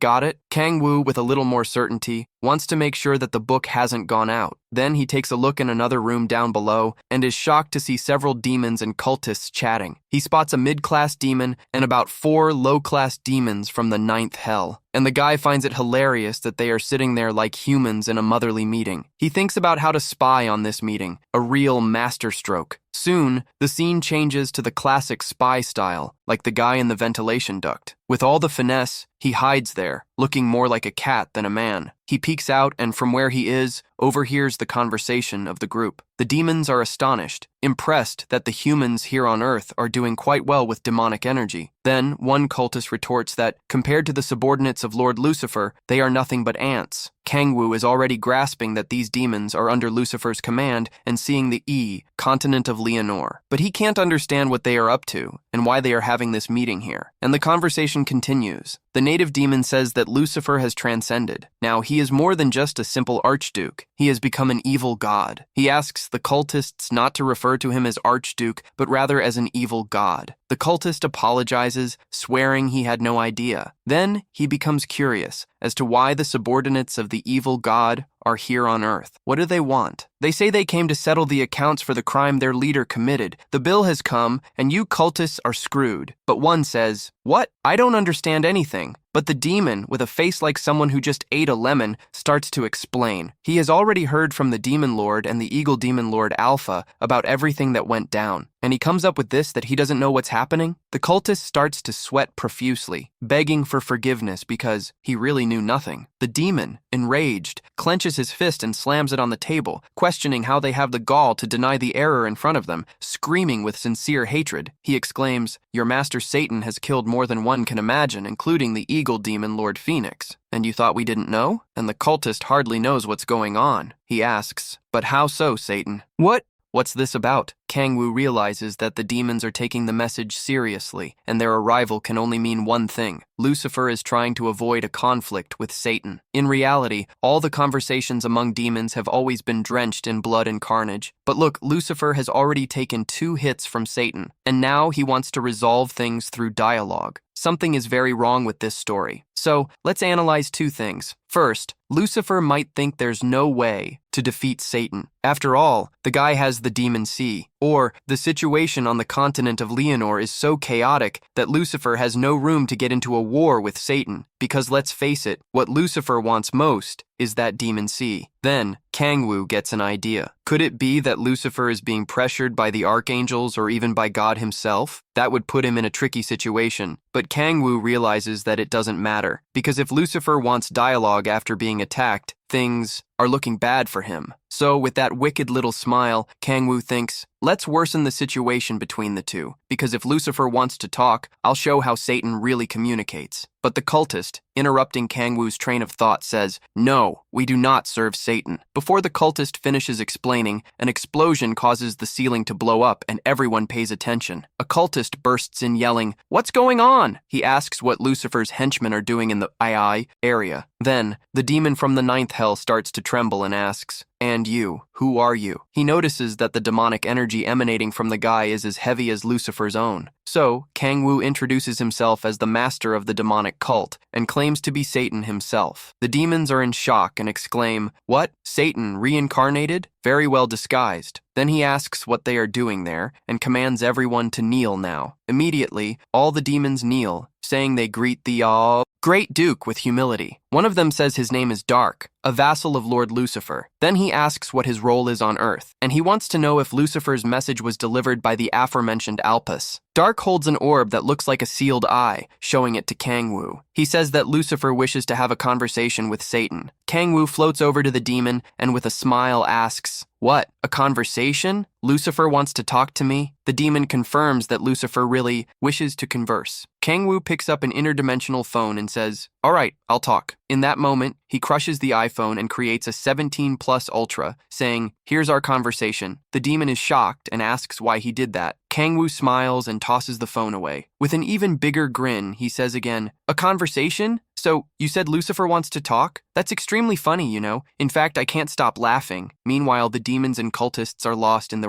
mess. Kangwoo, having fun, decides he needs to do something even funnier and starts pulling out a sword made of pure demonic energy. And even with all this, he doesn't take the smile off his face. Then, the demon who barely blinked asks why he's pulling out a sword, and Kangwoo responds, "Oh, don't blink." In the blink of an eye, the demon's head explodes. Kangwoo, looking sinister, says that there is no conversation among demons, but rather blood. The other demons, terrified, witness their leader being eliminated instantly. And thus, we have Kangwoo, the 3 cultists, and the 4 servants of Lucifer, along with the headless one. The cultists, in shock, ask why he did that. The demons are as confused as the cultists, wondering why Satan did that. They just came to deliver Lucifer's message. Kangwoo asks, "But why are you talking?" And with a precise strike, 3 of the 4 are sliced in half in a lesson of perfect mathematics. Kangwoo explains that demons don't need conversation. The only law that matters among them is strength. The last demon standing asks why he's doing this. Then Kangwoo goes and drops one of those lines, man. The question is, do you really want to know why? Does a demon need a reason to wage war? Come on, that's so cliche. Of course not, dude. The demon stands there, shocked, like, what? Then, the one disguised as Satan, Kangwoo, cracks a smirk, saying that this ridiculous conversation doesn't exist. Lucifer looks like a total loser, just wanting dialogue. The only demon alive sends a hint not to offend Lord Lucifer. But then, Kangwoo starts with the spells and tells the demon to prove that Lucifer isn't a failure. And what happens? The demon who was talking loses his voice because he's being strangled. Kangwoo explains that a demon is made to kill and lives thirsty for blood. So, here's the message I want you to take to Lucifer. If he doesn't have the guts to come here, he should stay there, sitting on his throne. The demon realizes and says he doesn't really know the deal about Lord Lucifer. Kangwoo laughs and says that might be true, but so what? Whether Lucifer's situation is good or not, I don't care. He says that Lucifer's situation must be desperate, and Kangwoo sees that as a perfect chance to get his soul. But the demon drops a bomb. The forces of heaven are coming to wipe out the demons of Leonore, and then they will target Earth. If the demons keep fighting among themselves, they will be exterminated by the angels. Like, take this seriously. And Kangwoo is already figuring out what's going on with Lucifer. Heaven is really attacking. What are you guys losing to heaven? What a shame. Those heavenly beings, man, are weak and pathetic. But the demon says that the little angels are not weak and that they are in bad shape because the war in the 9th hell was heavy. Meanwhile, the heavens were there, gathering their powers. But Kangwoo, who pretends to be Satan, still says that he was the one who defeated the demon king all-powerful. So, you tell this to Lucifer. Stop crawling to the angels and come face me. Tell him to come fight me. Tell Lucifer to come and try to take my demon see if he's a man. The demon retorts, "Hey Satan, with that attitude you're heading toward self-destruction." And Kangwoo, with a cheeky grin, tells Lucifer's lackeys he has something to say. Then he grabs the demon and throws him hard, against the wall. Like, among demons, alliance doesn't exist. The demon faints while the cultists are there, trembling. Then, Kangwoo asks the 3, "So, where do you think you're going?" They're all shaking, asking if he's the real Satan. Kangwoo says, "1 second, let me press a button here." Then, when he presses it, his mask changes to that of a guardian, and he asks, "So, guys, I have one little thing to know from you." The guys jump and say, "You're one of the guardians." And only then did they,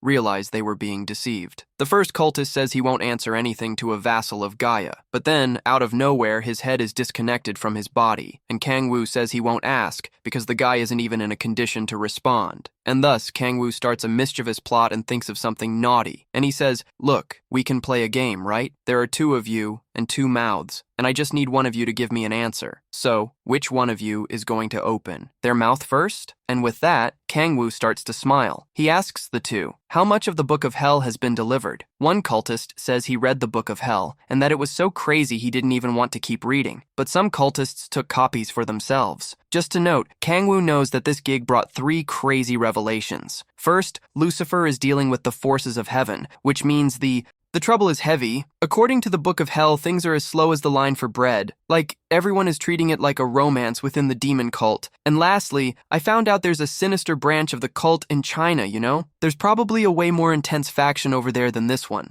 So Kangwoo casually asks the guys how many cultists are in that branch in China. The first cultist, all freaked out, answers that it's a small branch with only 50 crazy people who have never participated in the invocations. Then, right away, the guy throws himself and begs to spare his life, you get me? The other one, not understanding anything, also surrenders immediately. But Kangwoo, now in the mood of a hero of light, can't go around killing everyone like there's no tomorrow. So, the dude takes off his mask and says he won't treat them like trash but as human beings. Then, Kangwoo pulls out a knife and says he's a nice guy, that he doesn't kill without reasons. But just to make it clear, Kangwoo says that only one of them will walk away alive. The two cultists look at each other, not understanding a thing. Then, Kangwoo drops the bomb. Fight. So, who's gonna survive, buddy? Whoever survives is free, and the other is done for. And one of the cultists asks, "But aren't you a hero of light, dude?" And the other says he promised to treat them with humanity. Kangwoo retorts, "I gave an option, not a right, my boy. So tell me, who's going to stay alive?" Here, the two stand still staring at each other, focusing on the knife. The lilac-eyed one fixates on one side, the green one's on the other, and the tension just mounts. At that moment, both charge to grab the knife because, my friend, nobody wants to die. But one is quick and manages to grab the knife, plunging it into his partner's chest. The intention was for the guy to drop, but what he didn't count on was getting a punch that even knocks off the mask. And the guy who got stabbed now has blood in his eyes. The fight breaks out because the knife didn't go in deep, and now it's punches flying everywhere. Lilac eyes throw punches and kicks, while green eyes are throwing blows too. And Kangwoo shouts, "Hey, hold on, do this, lift your leg and kick. And that, throw a solid punch, now throw a kick to the groin, go for it." And that's how the fight goes on as if it's the championship final. And Kangwoo, just there, enjoying the thrill because it's all very entertaining. "Come on, figure out that green one. Pull his hair, don't hold back." And Kangwoo is there, cheering like he's the fight director. And so the two look from side to side in the fight for survival. Kangwoo is there yelling, that's it, go." And then, what happened? Did they stop fighting? It was so much fun. Then one of the cultists yells, "You garbage!" He turns to Kangwoo all angry, and the other says that he's horrible. How can he call himself a hero of light? But Kangwoo, in his own mind, thinks, "I did everything I could to give you a chance. I didn't treat you like animals, just as worthy of life. Hey, that's not fair, okay? Anyone who escapes this is going to say I'm trash. I gave you a chance, and so far, nothing. Come on, kill each other." The scene shifts to some time later. Outside that demon cult base, everything is calm until bam, a huge explosion happens. The ground shakes so much that it seems like it's about to collapse, and the booms spread throughout the entire base. The right support pillars, wow, they're almost breaking in half. The cultists, in a state of panic, wonder what's happening, thinking it's a big underground explosion. They start to remember the beings that appeared hours ago from a dimensional rift, and wonder if it's all their fault. Suddenly, a badly injured cultist appears, almost throwing up his brains. He yells, "Run, my people! This place is about to fall apart." The cultists, recognizing their leader, rush towards him, like, "We're going to save you." But he quickly says, "It's an attack. Lucifer's minions are attacking the cult." The cultists, still in disbelief, ask, "What? The vassals of Lucifer? Why are they after us?" He warns that this is just the beginning, that he only made it this far after running a lot, and orders his subordinates to alert the cult immediately. Then, he coughs and starts spewing blood like a tomato fountain, and soon announces that the demons from the continent of Leonor are on their way. After that, he tears off his mask and collapses on the ground. One of the cultists exclaims, "Boss, what now?" They look at each other and think, "We are in trouble. We need to get out of here quickly. Since the boss is out of the picture, it's time to flee." Crying and screaming, they warn the other cultists that the war has started and Lucifer is attacking. They need to inform all the cultists about this deep mess that Lucifer has set up. As soon as they escape, the boss opens his eyes and Kangwoo talks to him, mocking, "Look, you're a good actor, huh? Amen, you have talent. I didn't expect this whole show from you. But the injured cultist asks, and the promise you promised me. Kangwoo, with a big grin, replies, of course, I don't go back on my word. The cultist, struggling, asks for help to get out of this mess. Kangwoo looks at him intently and asks, huh? What did you say? I didn't catch that, man. Why would I do that? The cult leader gets pissed off and retorts, what do you mean? You promised. Kangwoo continues, sneering, I promised, but I'm not saving you right now. I said I wouldn't kill you. I'm not killing you. And getting out of here, you'll have to handle that on your own. I'm out of here, buddy. See you later. Cheers. The cult leader, in total despair, mentally curses himself, realizing he fell into a trap. What hate! I helped create a rift between the cult and the vassals of Lucifer. In an attempt to survive, he pulls out a magical, super potent stone full of demonic energy. With this power, he thinks he can escape. But if he loses control, he will turn into a monster, and that's a certainty. Meanwhile, trembling with fear, he thinks, I can't use this gem, but if I don't do this now, how am I going to survive? And he swore he would get revenge on the bastard who tricked him. Bam! In the blink of an eye, little Kangwoo reappears. Look at that, a gem. Man, cool. You have a condensed demonic energy stone. Hand it over. In a blink, Kangwoo snatches the gem from the cultist's hand with the speed of a clever cat. He laughs and says, I knew you wouldn't get up without putting on a show. I was just sitting here watching the scene because I was sure you had a trick. Great trick, thanks. And thus, Kangwoo becomes invisible and wants to see the cultist figure out how to escape. Thanks for the gem. Even if it's small, it's better than nothing. And then, he disappears just as the place is collapsing, while a cultist, powerless, curses Kangwoo and shouts, Go rot in hell, you bastard! Outside, with the base of the demonic cultists in ruins, Kangwoo, completely unfazed, simply pops that gem of demonic energy into his mouth and starts chewing. Wow. It's hardly having any effect, but worse than this is doing nothing. While chewing, Kangwoo realizes that to really get stronger, he will need the souls of the demon archdukes. Simple as that. Soon, he opens the system panel and starts examining the situation. Spirit of the demon god. The first thing he had to do was to upgrade his soul class, and guess what? He already did that. He clocked in 130 of demonic energy. Then, logically, the second condition is to absorb the soul of a demon archduke. Easy peasy. And for that, he's going to use his SS level skill, Demon Archduke Slayer. Get ready. Kangwoo knows that so far, the only demon archduke he sure exists is Lucifer. The others he killed in hell, no one confirmed if they resurrected. So, Kangwoo's strategy is clear. Bring Lucifer to Earth, beat him up, and take the soul. Simple. He even planted a seed.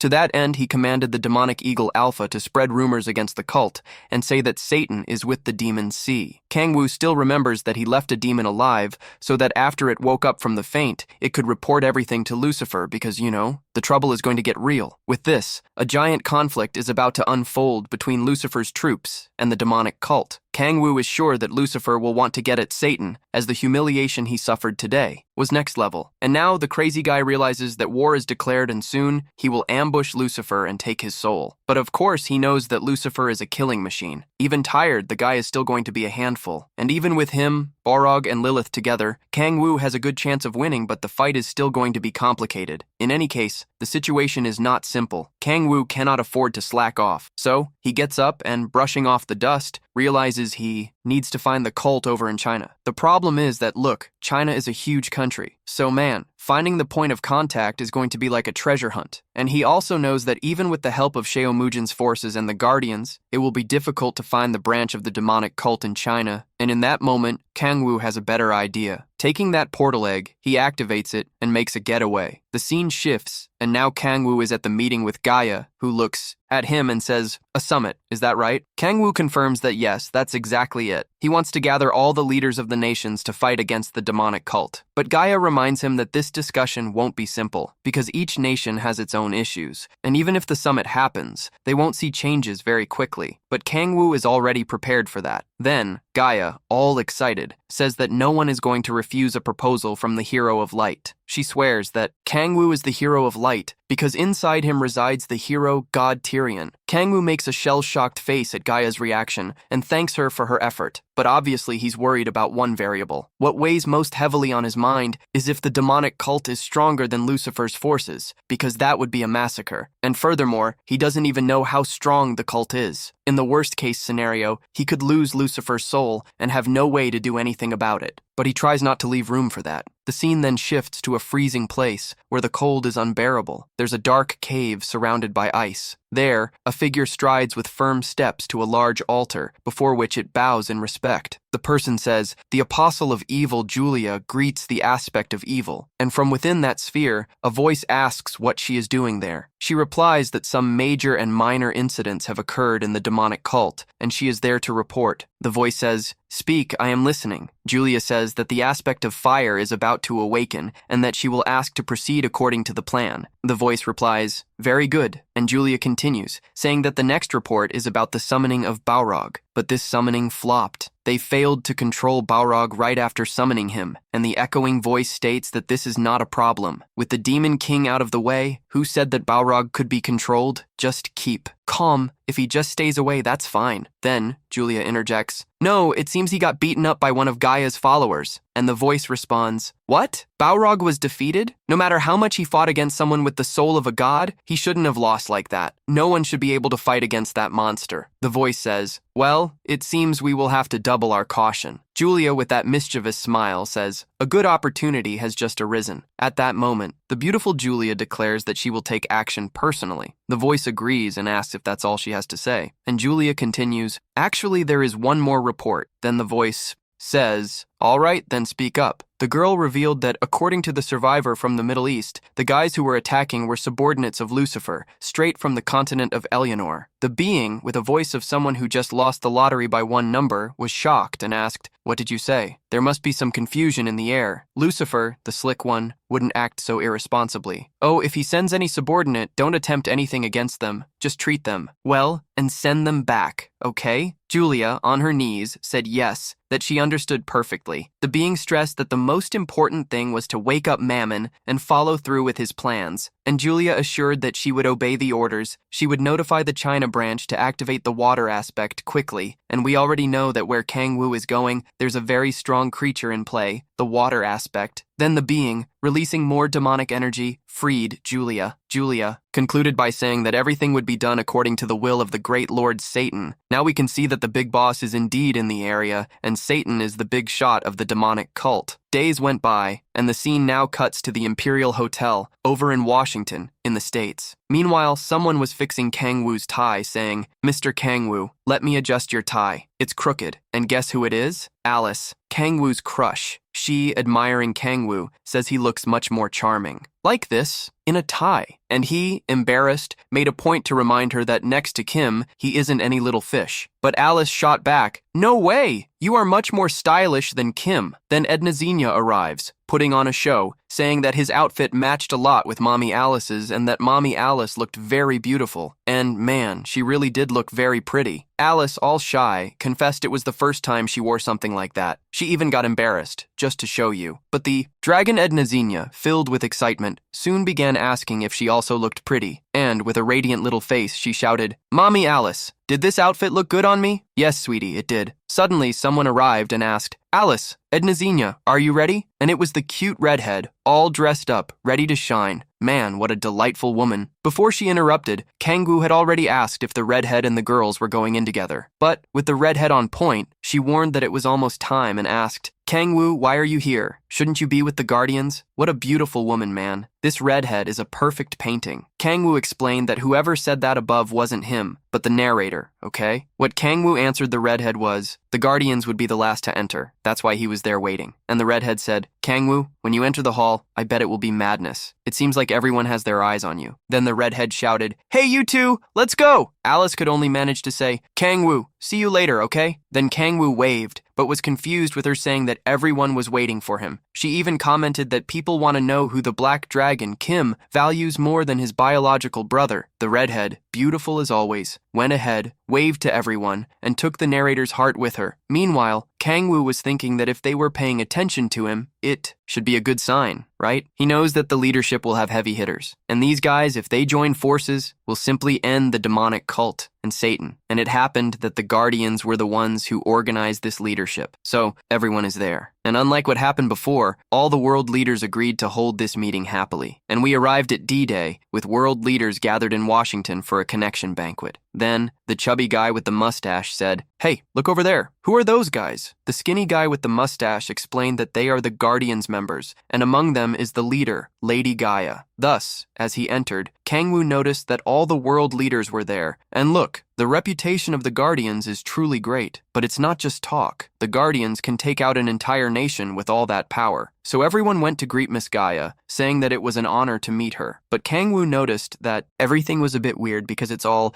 world smiling and wanting to know about the Dragon of Korea. Meanwhile, Kim is there, awkwardly surrounded and flattered by several leaders. But what bothered Kangwoo was that all countries are supporting the extermination of the demon cult without batting an eye. Then, the chubby one and the mage approached Kangwoo and introduced themselves. The chubby guy laid it all out, saying he was Emmanuel Umont, the French ambassador. Then, the eccentric mage, without introducing himself, jumps right in and says he heard that Kangwoo is the sworn brother of the Black Dragon of Korea, the one they call Mr. Kim. Kangwoo felt a bit thrown off by this reception, and they already had a plan B to grab everyone's attention, all to talk about the demon cult. But honestly, with things the way they are, it's way too easy. So Kangwoo bows and thanks everyone who showed up for the Summit for World Peace. The chubby guy, all excited, starts laughing and says they will do everything to help the Guardians save the world. But man, Kangwoo thinks all of this is really strange. These guys are providing support and not asking for anything in return. It's total weird vibes. Honestly, he thinks, what the hell is this? But the chubby guy keeps going and adds, "Oh, we even thought about putting the special awakened forces from France under the Guardian's command." Then Kangwoo hears this and thinks that things seem really suspicious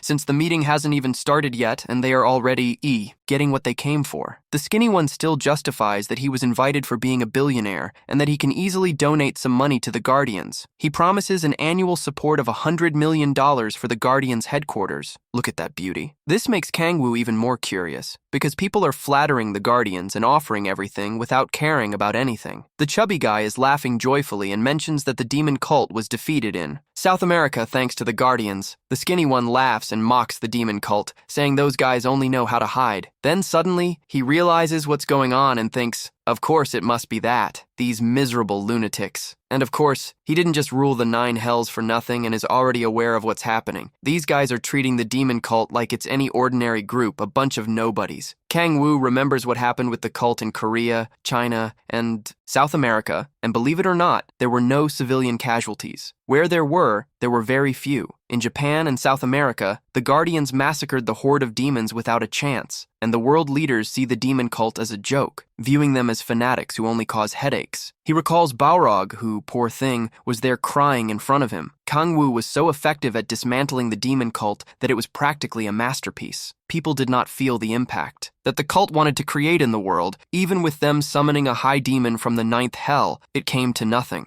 Kangwoo thinks that this atmosphere of tranquility is terrible for his plans because there is neither tension nor urgency. And yet, everyone is supporting the Guardians. That's what's most bizarre. So he starts thinking about how to act. Suddenly, someone shouts, "Oh, Ms. Julia, we were waiting for you." Kangwoo looks forward and sees who is coming. In high heels and looking all elegant, Julia says, "Is this Mr. Kangwoo?" And the chubby one and the mage confirm, "Yes, that's him." Julia, all dolled up, stops in the middle of the crowd, radiating beauty, and says, "It's a pleasure to meet you." She formally introduces herself saying, "I am Yulia Belkova, the ambassador of Russia." The girl is a stunning Russian beauty. Kangwoo, very polite, responds that it's a pleasure for him too, but he notices that the people behind Julia are changing their demeanor. Then, she, all friendly, comments, "Hey, I saw there's a separate VIP room nearby. Would you like to go there with me?" Kangwoo senses her perfume, which it's quite familiar, and Julia, all delicate, says, "Mr. Kangwoo, I have something to tell you privately. Can you spare me a bit of your time?" Kangwoo, all polite, laughs and says, "Sure, let's go." But inside he thinks, "This damned one, she's quite interesting. Let's see how this goes." And then the scene changes to the VIP room, which is even cozier, with only a few people, and someone chimes in. "So, Mr. Kangwoo, can you talk? Are you enjoying the food? Because the chef is famous worldwide." "Mr. Kangwoo, you're already full, aren't you? Because this is your 3rd plate already. But hey, try this here too." Kangwoo, seeing a woman armed with 2 airbags, realizes that the situation is more complicated than the rumors suggest. Meanwhile, the crazy guy is there, being pampered and served from all sides, and someone says, "Come on, eat a little more. Buddy, try this fruit here too." And Julia thinks, this guy in front of me isn't a natural guardian, but rather the sworn brother of one of the guardians, and that's why he decided to become a guardian. Julia, knowing what's going on, realized that Gaia trusts him blindly, and after Grace, Kangwoo is who she bets on the most. But she can't stop thinking that Gaia is blind and doesn't see who is who in this mess. And there is Kangwoo, all silly, being pampered and devouring everything. Julia has a plan in mind. Use this fool to create some trouble among the Guardians. Time to reinitiate the play. She had other plans in mind. To win Kim's trust, and from there, take down the Guardians. She doesn't get why the Sword Dragon treats this kid as if he were a real brother. He doesn't seem like much, does he? She thinks it was a waste to use incense to get something out of him. And Kangwoo continues there, making his goofy face. Julia takes a peek into her bag, where there's a small bottle of a special incense that is perfuming the room, with a somewhat dark, controlling effect. Just for precaution, she thinks of spreading more of this incense near Kangwoo, which is like a perfume that makes people full of desires. And the stuff is so strong that even believers and monks sin just by smelling it. Even monks, who swear celibacy, fall into the grips of temptation upon sensing this fragrance. But her companions have already taken the antidote and are not being dominated by the essence of the aphrodisiac incense. So Julia says, "Hey Kangwoo, are you into my friend?" Kangwoo, scratching his head, apologizes, getting lost in conversation. And Julia, with both her weapons aimed, tells Kangwoo that he's going through some tough days, facing the demon cult, right? And this rest is what every hero deserves. Thus, Kangwoo, with a babe on one side and a sycophant on the other, stays there, all silly. Then Julia concludes, "If this girl isn't pleasing you, I can send her away." Then the girl looks at Kangwoo and asks, "What? You don't like me? I like you, Kangwoo." Meanwhile, the guy on the other side, holding Kangwoo, shouts that he's also a fan of him as if he were his older brother. Then Kangwoo looks at Julia. "Hey, you called me here to talk about something important, didn't you?" Julia thinks, wow, he didn't forget that? And very fake. She replies that it's nothing much, just admiration, and that she wanted to get to know him. Kangwoo asks, "What? You admire me?" She confirms, because he joined the Guardians for the sake of his sworn brother, and that's reason enough for me to admire you. And Julia asks the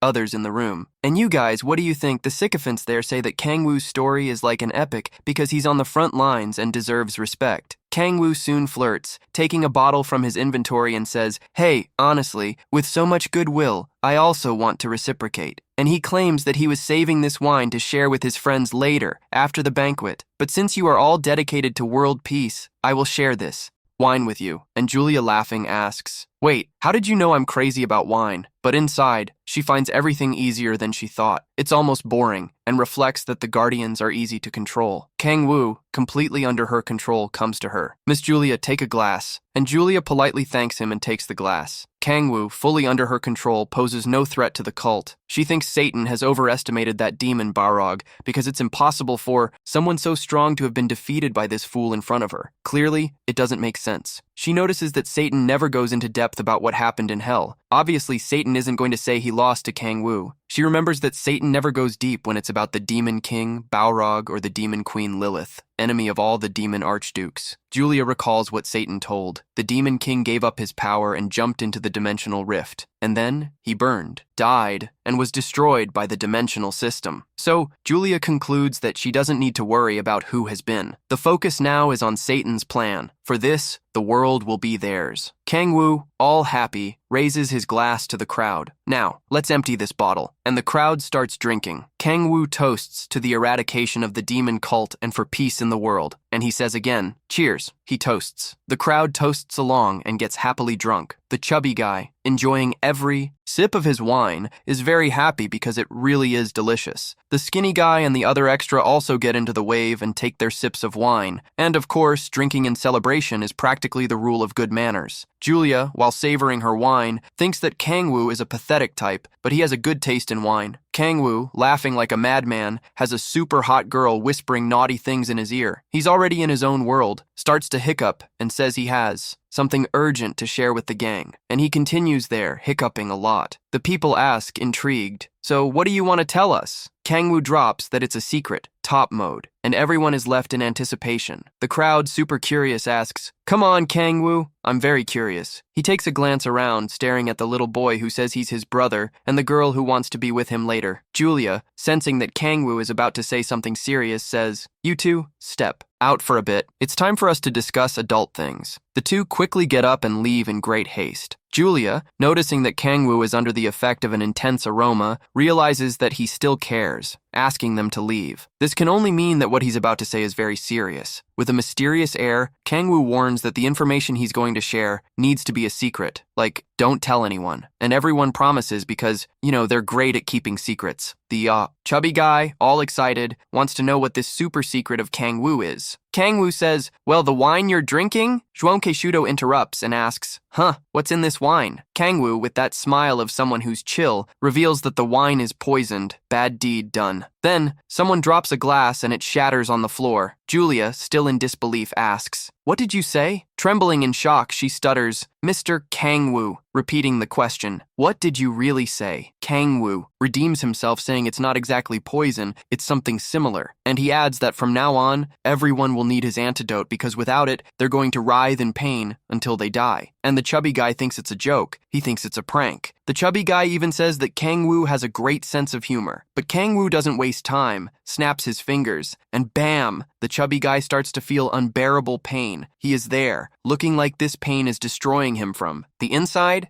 The world in the room is in shock, not knowing how to react. The folks ask, "Hey, are you okay, chubby?" The chubby one, amidst intense agony, can't even speak. He yells, the pain is so much that the words just won't come out properly. The others get frightened and start asking, "What's going on?" They are in shock. "What was that, man?" One of the extras tells Kangwoo to stop this now. Kangwoo, unhappy with the interruption, snaps his fingers again, and another extra joins the pain dance. And, with a smile on his face, he warns that if they don't take the antidote weekly, the pain will be unbearable and death is certain. And he asks, all happy, "Got it, guys?" The outraged crowd questions, "Do you know what you've just done? This is a crime." And furthermore, they ask, "Are the Guardians trying to declare war now?" Kangwoo, calm as ever, says that's the plan. To resolve world peace quickly, those who haven't suffered any pain yet stand up and start threatening Kangwoo, swearing that he will pay for this. Their assistance to the Guardians is cancelled. And just like that, they couldn't believe that the Guardians who talk about hope would act in such an insane manner. They even label Kangwoo as a demon cultist. Kangwoo sighs and activates one of his authorities, saying, "Why are you interrupting? Stop talking." And there, the demon Ouroboros appears, showing how Kangwoo is in power. The extras, trembling in their boots, start to sweat cold. Kangwoo taunts and asks, "Speak up, huh?" Nothing to say, huh?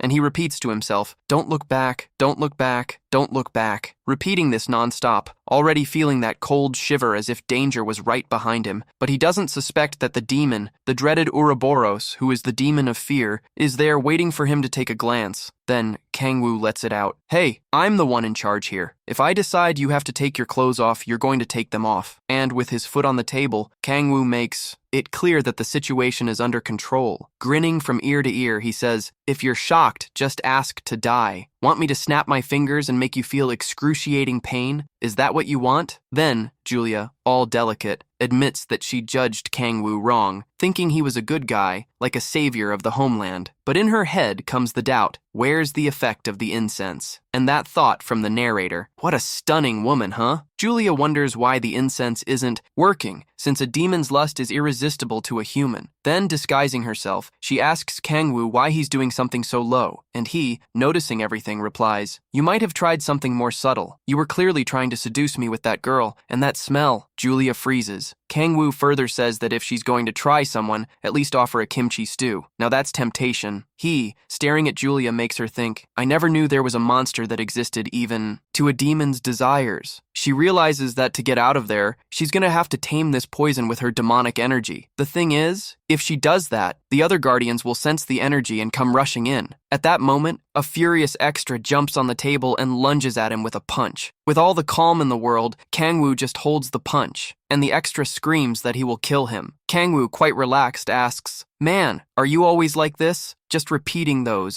catchphrases, no matter the nationality, it's always the same old song. Then, Kangwoo yanks and the extra crashes onto the table. Dude, the extra is also awakened. Kangwoo says he doesn't want war against everyone. What he really wants are resources to block the demonic ass. Meanwhile, the extra tries to free himself from Kangwoo's grip, but Kangwoo tightens his hold even more, breaking bones like, if it were a stick, and asks, "So, does it hurt?" The extra, howling in pain, can only scream. Kangwoo promises to explain everything properly, but if I let this opportunity pass, I'll have to endure several encounters with you guys. That's no fun at all. But listen, if that happens, you'll be the focus of the episode, and that's why I'm breaking your arm. You know why? I have a bunch of extras in this manhwa who want to show up, and they're all just like you without a name. Then the extra asks, somewhat confused, "What the hell are you talking about? And does Kangwoo know who he is?" Kangwoo lets go of the arm, which falls on the table, all broken, and still groaning in pain, he can't move. But Kangwoo firmly says, "I'll repeat this just once. I'll repeat it just once. This here drives me crazy. You're taking up too much time in the manhwa and don't even have a name. This manhwa is mine, and you've already taken 12 panels. This is outrageous. A nameless person here in my Webtoon wanting to show off. Imagine if instead of you, Alice in her beautiful dress were here, strutting, or the redhead who's stunning in that red dress, or even Julia, all decked out, decorating this panel. The subscribers would love it, but no, there you are, miserable, taking their place. The poor extra, crying like a child, is thinking, who is this Alice? Suddenly, Kangwoo returns to the story, looks at Julia, who is bang with those 2 airbags, and says he has given his explanations. And Julia, with her airbags inflated, calms down and asks, "So, what do you want, Kangwoo?" Cut to the scene in the gathering hall where the chubby one takes the floor. By unanimous decision of the 47 countries, we will support the Guardians. France will send a special team, the Knights of War of Napoleon, the best of the best. And these guys will be under the command of the Guardians? That's right, subordinate to the Guardians. From China, Sheomujin and Shulin, along with 217 martial artists, will join the parade. And from Japan, Miss Kurosaki Yuri, who is called Juliana here, will come. She and her escort will be available for the Guardians, alright? And Juliana is there, looking beautiful, while Shulin realizes she is a true princess and a possible rival. In Korea, 13 members of the Red Rose Guild and, of course, the Redhead. Also from the Varang Guild, 2 units, one led by Miss Bianca and the other by a captain whose name slipped my mind. Italy will send 17 sergeants from the Caesar unit and 10 million euros every month. Kangwoo, smiling, is loving this whole celebration, and Alice, back there, is in shock because this support is surreal. And while the chubby one speaks, he, with a lifted spirit, is almost moving others to tears. He announces that in Great Britain, the Knights of the Round Table, the most powerful, will help hunt the demons. Only Kangwoo thinks the chubby one is so sentimental that he doesn't even seem like he was poisoned. And so, the chubby one finishes and announces that this is all the help they're going to give. Soon after, Gaia takes the floor, accompanied by Grace and Kim. She gives a heartfelt thanks during this complicated phase. She even gets emotional, saying she won't be arrogant to think that the players will come out unscathed, but promises to honor their sacrifice and will not send them on pointless missions. She warns that there are many monsters roaming out there. Satan and the cult are lurking, trying to end our world. She looks at all those people and affirms that the fight will be fierce, but every drop of their blood will be valued. Even if few, like fireflies, they will shine in the darkness. And Kangwoo, having listened to so much, is already crying, moved. He deserves an Oscar, doesn't he? Yes, he deserves an Oscar for his performance. Kangwoo admires Gaia because this girl is great with words. Alice is watching Kim with Gaia, noticing that he is quite different from Kangwoo. But Alice knows what Kangwoo is up to, and that he can't escape her. Then, Edna Xenia starts to sense something is wrong, and Alice also smells Kangwoo. With a firm voice, she says, "I can smell alcohol, and that cologne is strong, huh?" And Alice, without meaning to, squeezes Edna Xenia. And Kangwoo is sweating a lot because Alice seems to have discovered that he was crossing wires with a girl. Alice starts to farm the aura and says, "You better explain to me now, or there's gonna be trouble." And Kangwoo,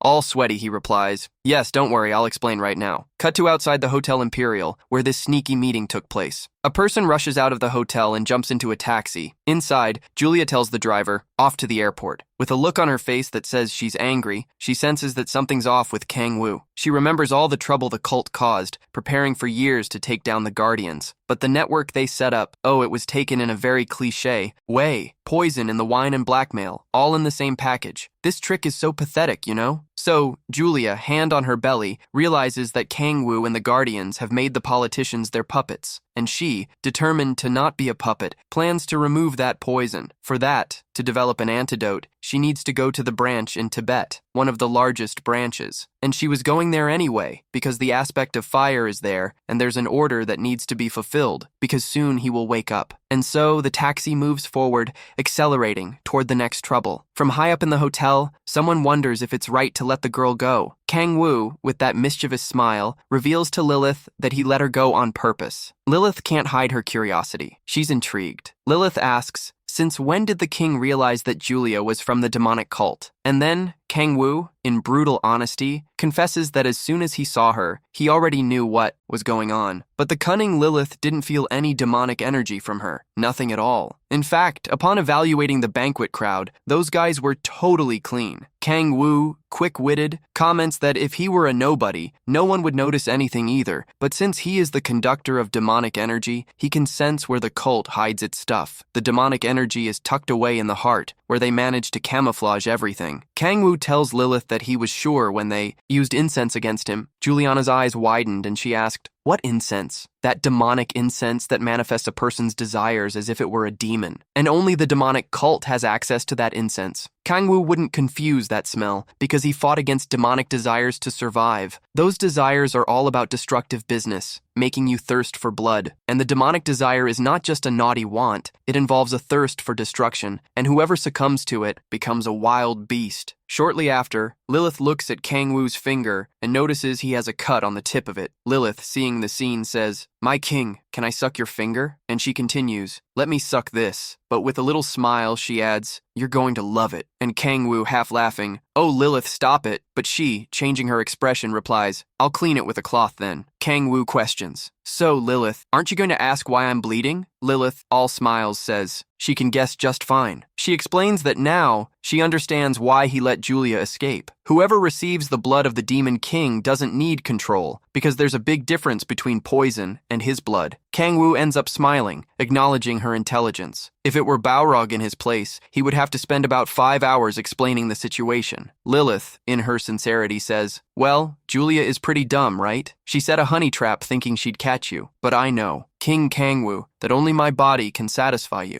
And Kangwoo, already recalling that performance with the tentacles, thinks she's very mistaken. Right after the bandage, there was a band-aid with a demon design. Kangwoo, firm in his plans, tells Lilith to spring into action. She, all delicate, replies that she does everything as the king requests. The scene shifts to an isolated place among snowy mountains, where we find the great branch of the demonic cult in Tibet. Inside, 2 people are in a circle trying to detect something like a summoning, well, tough. The old man with the scar reveals that he found nothing. The other person, perplexed, needs confirmation. What? He reaffirms that he truly found nothing. Julia looks back, completely stunned. The cultist performing the ritual says he has examined several times using magic, modern technology, and even medicine, and found nothing. No signs of toxin were detected. In short, Miss Julia, your body is normal, with no abnormalities at all. The old man emphasizes, I already told you, I didn't find anything significant. Everything was searched thoroughly. I even checked for parasites, all right? Nothing. No detail. You are perfect. Julia ponders, trying to understand what this is all about. Then, she remembers the fierce Kangwoo holding the wine, claiming it was poisoned. If they didn't search in a week, the pain would be unbearable and death was certain. In other words, she needs to take this antidote every week. The memory of the chubby guy's suffering made her believe the wine was poisoned. The guy was screaming in pain, begging to stop, and that was the only evidence she had up to that point. However, then she realizes that the chubby guy wasn't a player. He was just a regular dude. A weak being could convulse just from magical pressure. She's sweating cold, because if that wine isn't poisoned, Kangwoo, all confident, planted the idea in her head that it definitely was. She turns, asking the old man where he left the bottle of wine he brought. The old man says, here, look. Passing her the bottle as she uncaps it, Julia smells something strange. She starts sniffing the bottle like a sniffer dog because she knows the answer is there. Her eyes widen upon recognizing that scent, wondering what aroma it is mixed with the wine. Cutting to Miss Gaia, who is also shocked and asks, what? Ready for war? Kangwoo, at the table with her, confirms that now that they have global support, it's total war against the demon cult. Gaia points out the obvious. Kangwoo, we don't even know where the demon cult is. He raises a finger, asserting that at least one place they do know for sure. Then, the crazy guy activates a spell on his finger, grinning, and says, "We are going to Tibet because the demon branch is there, in the middle of China." At that moment, Julia, fully convinced, smells the poison in the wine. She is startled and comments that it smells like blood. It's clear that Kangwoo has made her the secret weapon, like a Trojan horse, in the mission to find that location. And the news of the summit shook the entire world, as the demon cult became the talk of the moment in the headlines. For world peace, a lot of people banded together in a very unexpected way. And leading this global coalition are the United States, which have a mysterious group called the Guardians. Shortly after, a flashback shows what happened 5 years ago, on the day of the cataclysm. On that day, half of the world was exterminated by an army of monsters. Humans were left in shock, as all mothers-in-law turned into demonic serpents and monsters emerged from dimensional rifts to cause a massacre. And thus, half of the global population was annihilated. But this chaos also gave rise to a global alliance, known as the Guardians. Nowadays, the Guardians' headquarters is the world rank Grace McFinn, who calls the shots for the team. The second in command is Kim, known as the Sword Dragon. There was even a flamboyant blonde extra who underestimated the Sword Dragon, challenging him to a fight. The guy's name is Jason Hamilton, a super skilled world rank. He even said that Kim was weak and that he would take him down with just 2 slaps. But then, starting the fight, the guy's crystal staff went flying with just 1 blow. It hardly seemed like a duel. Jason got a beating live and in color. Kim showed who's boss and gave no chance for the mage to recover. And from that broadcast onward, the name and strength of the Guardians exploded. They showed themselves to the whole world. There's someone watching, finding it all incredible. Look, keeping an eye on the scene is Alice, having a chat with Kangwoo, saying that everyone is talking about the Guardians and Kim on all the channels, who is now like a pop star. Kangwoo looks at her and smiles, remembering that she is also one of the Guardians. She, a bit shy, confirms with a big smile. She explains that when all the players united under the banner of the Guardians, she ended up being called to a super skilled unit and is already in training with the Guardians group. The Guardians formed 4 groups, and Alice is in the Celestial Wolf group, which is led by Kim. Then you see Kim, the redhead, Taiso, Alice, Bianca, and Gomo hanging out with the team. Kim, all pompous, says he was the one who chose the name, Celestial Wolf, and asks if the name is cool. And he takes the opportunity to ask if you've liked and subscribed to the channel. If you want to become a Guardian, come along and subscribe. Since the Guardians revealed themselves to the world, Kim and the group's evolution is going beautifully. Kangwoo asks Alice how the training is going. Alice, with a big smile, comments that the training is not bad at all, right in the range of dungeon invasions. She realizes that with the Guardians booming in the media, there's no reason to keep such a restricted group. That's why she and about 100 other players are in the Celestial Wolf crew. But there's a creature there who's upset because Edna Xenia can't watch her favorite anime. And this dragon is addicted to anime, watching Naruto, One Piece, Dragon Ball, and others. What makes her a bit sad is that many of those animes have been postponed, and just when she goes to watch them, news about the Guardians always pops up. Meanwhile, there's Kangwoo, with that smile of someone who won the lottery because Edna Xenia is in the biggest anime vibe. Then, the guy all concerned asks, "Miss, you've been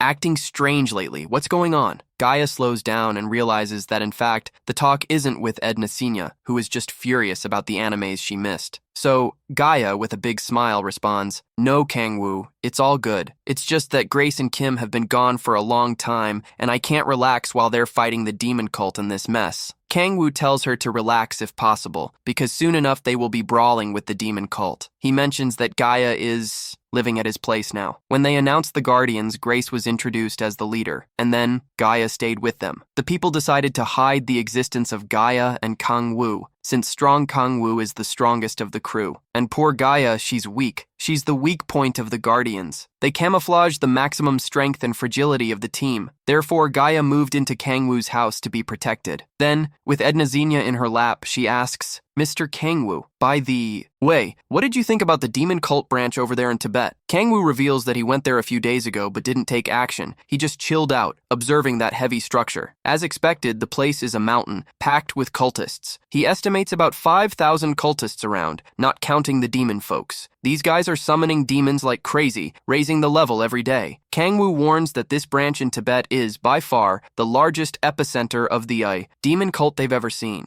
Worried, Gaia asks if that's what makes Kangwoo believe there will be a real war and why he doesn't join the fight. He replies that he can get involved, but it has to be in the shadows. Gaia, filled with worry for the other people, asks, "Oh, but why?" Kangwoo explains that it may seem like he is cold, but that's fundamental. He remembers the many times the cult attacked, and he destroyed everything quickly. But when he talked with the fat guy and the wizard, he realized that the way he was going about it made everyone too relaxed, not understanding the true strength of the cult. This kind of took away all sense of urgency from the strong crowd. Kangwoo wants to use this war to show that people need to wake up. When Kim was training the group, most of them didn't care, thinking the demonic cult was just a bunch of weaklings. There was even an extra at the back of the room who was almost falling asleep. And while the group trained, others were eating and chatting about life, not even thinking about how to face the cultists. They had this idea that the cultists were weak, just some guys in masks, you know? Kangwoo is aware that if things continue like this, humanity is headed for disaster. If everyone keeps being lazy, the cultists who are getting stronger will come and beat up the population. That's why those three who were just talking ended up dead when the cult attacked, all for not being prepared. Kangwoo knows a lot of blood is going to spill in this process, but it's what's needed for everyone to get stronger. Gaia is very concerned because losing lives is the last thing she wants, but she knows it's necessary. Ednazinia is passed out there since there's no anime. Might as well sleep because the days are boring. Kangwoo gets up from the couch and explains to Gaia that he didn't choose this method just to raise awareness about the cult's strength. He says the players have no idea what might come, very powerful beings, and he, Kangwoo, he can't guarantee to hold it all on his own. That's why he needs everyone to get strong to face this wave of evil that might appear. We see lights crossing dimensions, and the players, after facing the cult, are ready for whatever comes their way. Then, Kangwoo, waking from his thoughts, asserts that this is all to protect world peace. However, he knows that to face the demon archdukes, he needs at least the 30 world rankers. With their help, facing these creatures will be much smoother. He holds Gaia's hand and says, "Miss Gaia, you once said that our blood would become the light that drives away the darkness." She responds yes, confirming the statement. But Alice is there, full of jealousy, watching Kangwoo hold another's hand, thinking, "Let go of her hand, back off." The atmosphere of jealousy is literally heavy in that house. Kangwoo, with a firm gaze, tells Gaia that this war is their chance to prove that. Gaia knows he's right, but understands that for everyone to reach greater power, many will have to sacrifice and the ground will be stained with blood. 2 months after Kangwoo took a peek at the Tibet branch, the large-scale war finally begins. There's explosions, magic, blood, and entrails flying on the battlefield. The players, very focused, charge ahead because it was promised they would get $500,000 for every cultist they kill. In their excitement to get rich, they set out against the cult, smiling as if they had already made a fortune. Catching the cultists by surprise, the players start cleaning the map, taking down the cultists one by one. Then they start counting. Each cultist that dies means 500,000 in their accounts. But of course, the cultists aren't alone because the demons that were summoned are holding the location. The players, already tired of killing cultists, comment that the real action is finally about to start. While this battle rages down below, someone from above is watching it all. Of course, it's Kangwoo and Gaia. She, with a choked voice, says, "Yes, it finally started." Kangwoo confirms, saying that's what they trained for. He watches the fight and sees many players fallen, just like several demons from the 9th hell already there. The situation is grim and tense. After an arduous training, the group is finally facing the demons from the 9th hell. But the situation is so sinister that